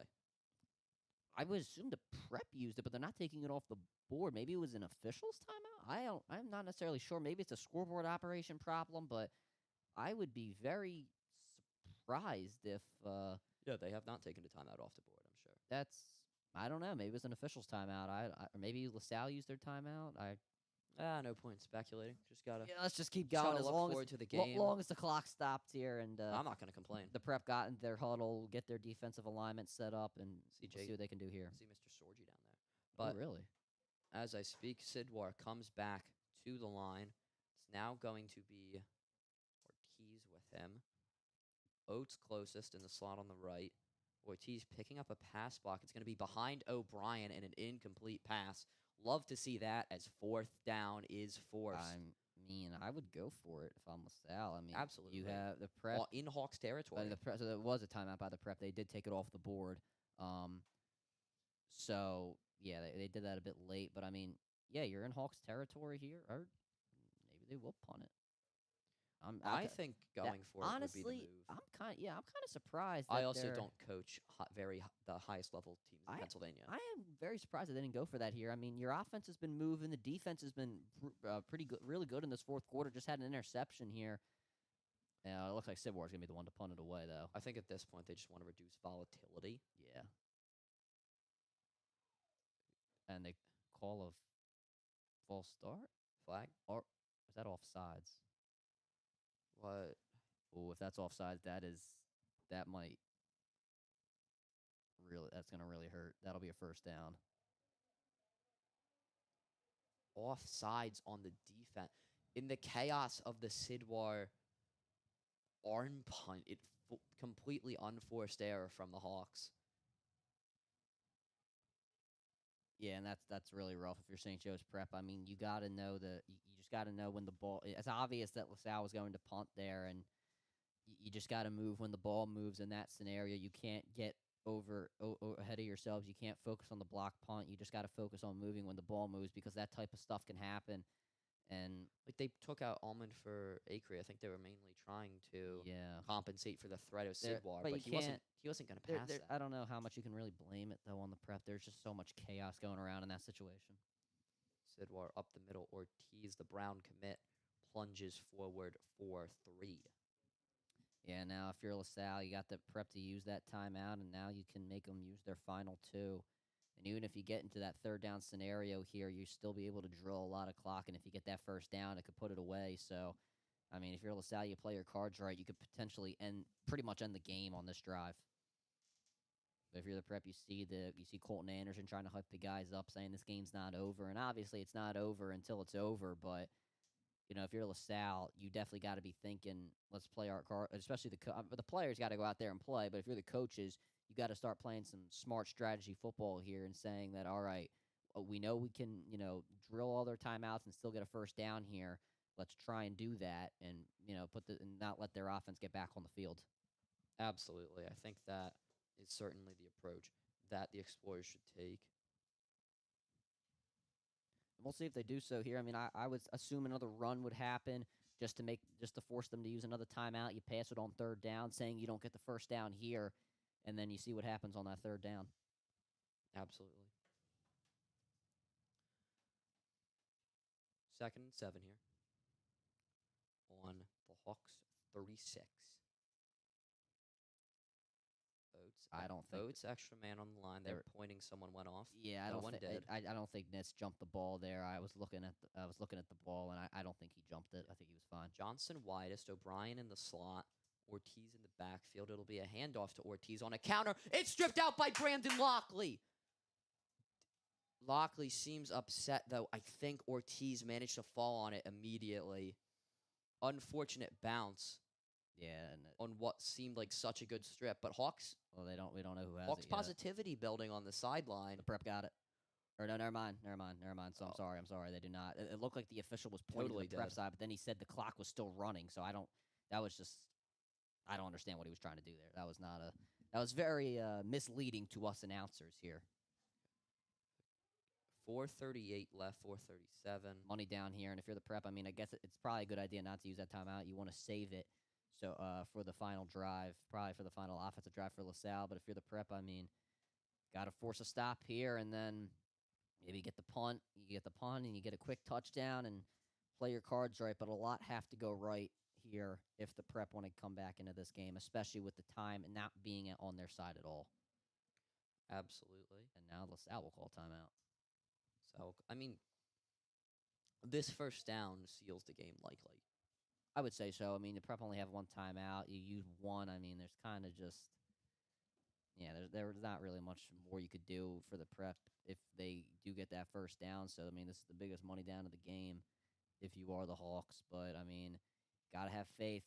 Got to have faith. Got to get the guys on the field. Everybody's got to get hyped up. They can't think negatively here in this situation. Absolutely. Have to agree with that. And, yeah, this is so crucial. This is probably the last defining play of the game if it does not go in favor of the Hawks. Just a series of bad breaks right there from the pop fly interception, the offsides, Lockley's strip not going anywhere except for right back under Ortiz. But at the end of the day, the Hawks just need to take the new opportunity they have to make LaSalle give it back to them here. Yeah, And then it's a big third. I mean, LaSalle might even run it here to make the Hawks use the last timeout. And they will. Simmons gets dropped rather quickly at the line of scrimmage.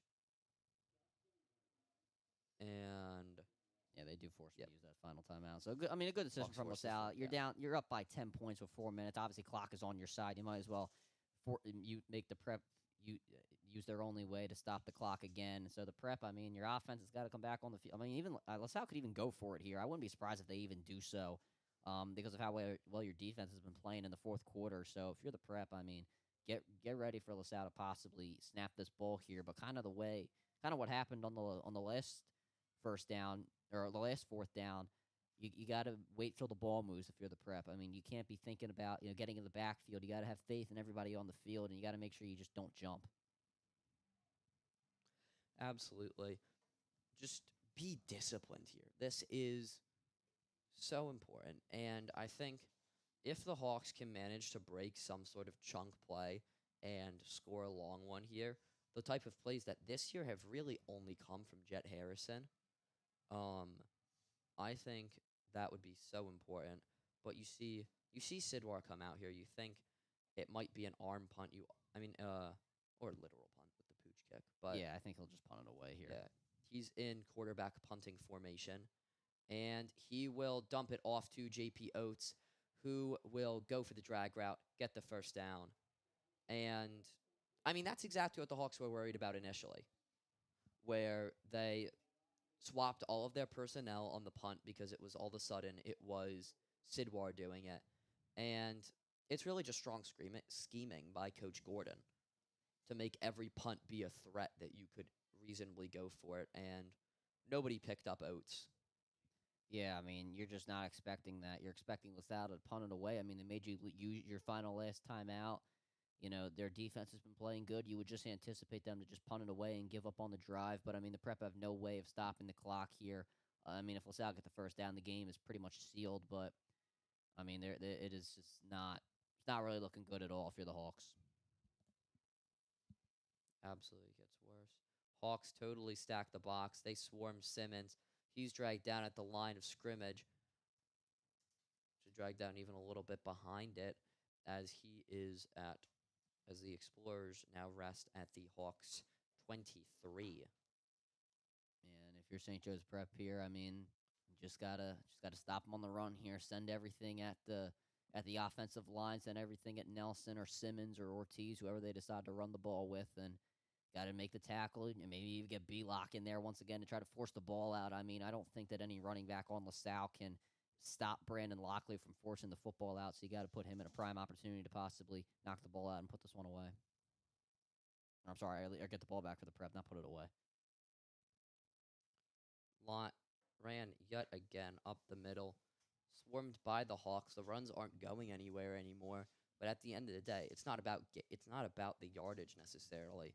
It's just about ticking that clock down as we dip below 3 minutes, 2:50. I mean, yeah, if you're LaSalle, you can easily get the ball. You can easily get a field goal here and pretty much put this one away. So, I mean, there's no reason why you would get upset about these loss of yards. But that's a great heads-up play there by Simmons. He had Brandon Lockley on his back in front of him, so he just got jumped back, showed his back to Brandon Lockley, and just progressively tried to drive and bring himself down. As I said, there's no reason, or as you just said, down, there's no reason to try and gain all these yards here. You might as well just go down and just keep drilling the clock and try to put this one away. Absolutely. And a timeout will be called by the Explorers. LaSalle timeout, just trying to make sure they have everything in order. The last thing that LaSalle wants in this game is volatility. Right. In any way, shape, or form. And calling these timeouts and really just making sure nothing silly happens is going to be the best sort of way to reduce volatility and make sure the prep can't come back in this game. Yeah, I think if you're Brett Gordon, you just tell your guys, try to get all the yards you can, and the second you see some tacklers in there, you just go to the ground. There's no reason to try and break and get a touchdown here. You don't necessarily need it, and I think LaSalle, they have enough faith in Heck, their field goal kicker, to get one here and pretty much put this one to bed. Absolutely inclined to agree. I mean, Heck has been really reliable so far in both LaSalle prep games. Right. So there's really I would definitely put all the faith in him. Absolutely. It's not ridiculous to say that. And just waiting back out here. It's going to be a handoff, this time to Nelson, who will find a bit more open space before being hit hard for a 4th and 5.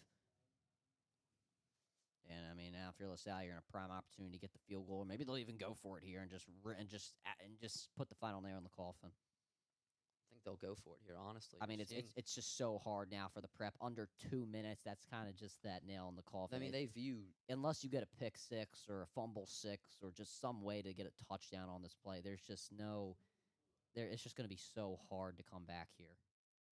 absolutely, and they don't view the prep defense as something that's going to really matter right now. They just view it as, we're going to go for it, and if we don't get it, worst case scenario, it's their offense that has to march 85 yards, as they have it right here on the 16. It's going to be a handoff again to Nelson, who he will not find the first down by any means, and the Hawks offense will trot back out there with 1:20 left and no timeouts.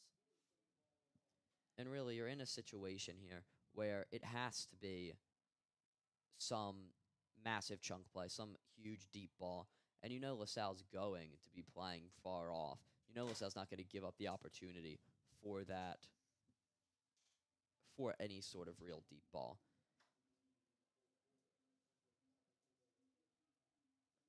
Yeah, I mean, now if you're St. Joe's prep, you just said it. You just hit it right on the head there, Dom. The LaSalle's not going to give up a deep ball here, so try to find Jet, Alston, somebody like that to try and get anything. Absolutely. Well, now they just dump it off to Amin here. Yeah, just dump off to Amin.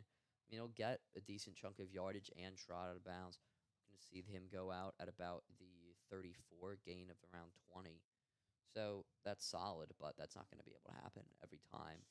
Yeah, I just think LaSalle's playing back here, and they don't want to give up a really big gain, a touchdown gain in specific to St. Joe's prep. So if you're LaSalle, I mean, I don't think you mind giving that stuff up here, as it's a 10-point game with 1:12 remaining.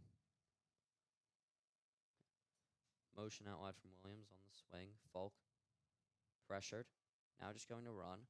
Going to try and get out towards the sideline. He is hit hard before he goes out. And he will. A really bad flop attempt from Lucas Johnson on Rob Novotny's shoulder, grazing him.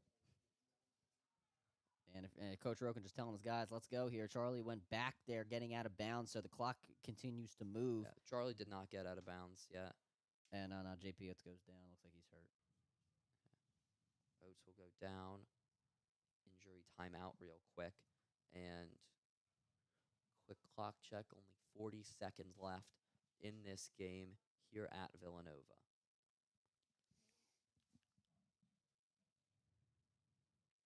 Yeah, so a quick quick clock stop here. If you're the prep, the clock's going to keep moving the second the officials blow the whistle, the second he gets off the line here. So if you're the prep, you got to immediately snap it when that happens.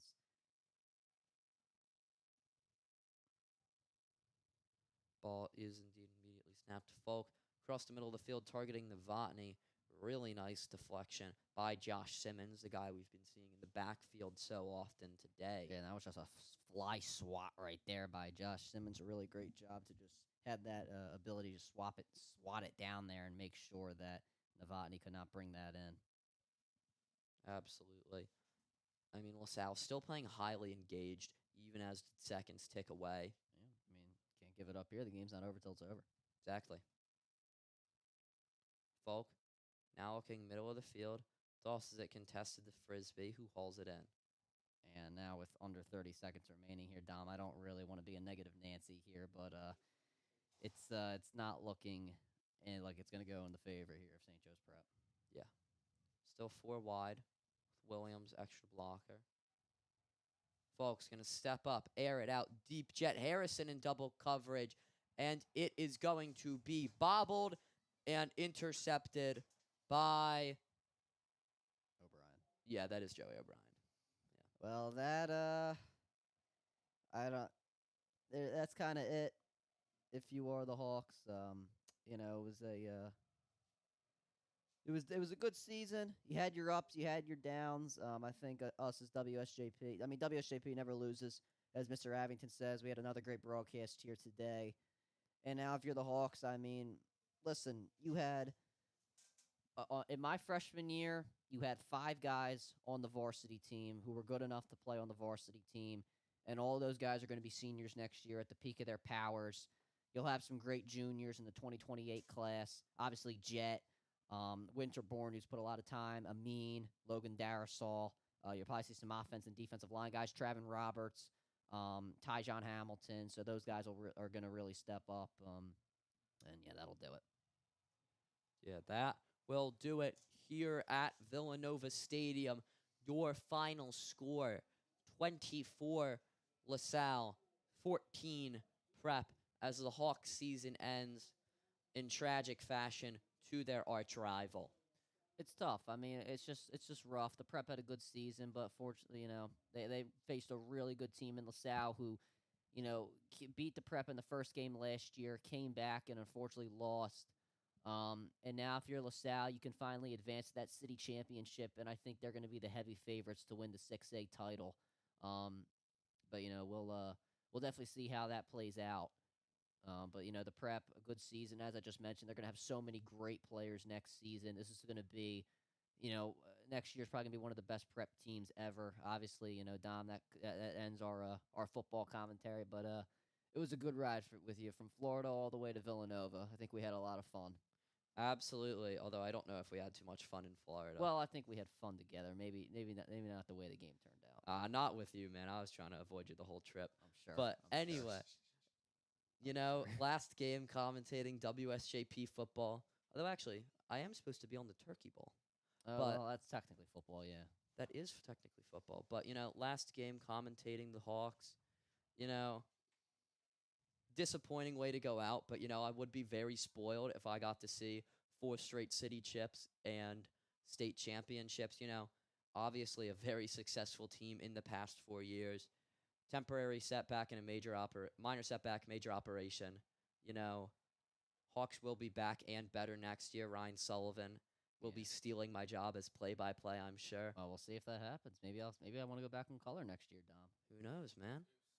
But, you know, LaSalle finally experiences winning the big game. Good for them. Hawks will be back next year. Yeah, and I mean, they'll definitely be back next year. One of the best teams ever, in my opinion. You just look at the loads of talent that they will have. But yeah, and now, you know, looking forward, the WSJP schedule doesn't end here. We're obviously, you know, in a couple weeks we're gonna have hockey. You know, the St. Joe's Prep hockey team definitely gonna be in a prime position to win the APAC tournament. And then even the Flyers Cup, and then you're looking at the basketball team as well. It looks like they're in for a solid season. And then, you know, you go to the spring. Baseball, in my opinion, is the best team in the PCL. Lacrosse is definitely coming back this year, going to look really, really good. So There's a lot of still great content. Still a great few teams you're going to be listening here on WSJP. And I'll be there. Dom and I will be there hopefully the whole way. Absolutely.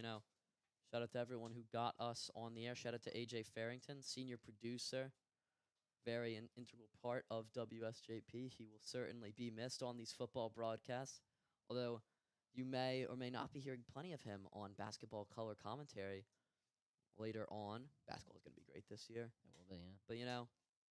But, as Mr. Abington always says, WSJP never loses. Great broadcast at least, and we'll be back with hockey, basketball, every other sport that the Prep has to offer. Will be successful. And for now, before we pass it off to the Hawks' fifth quarter post-game show, we say good afternoon and go Prep.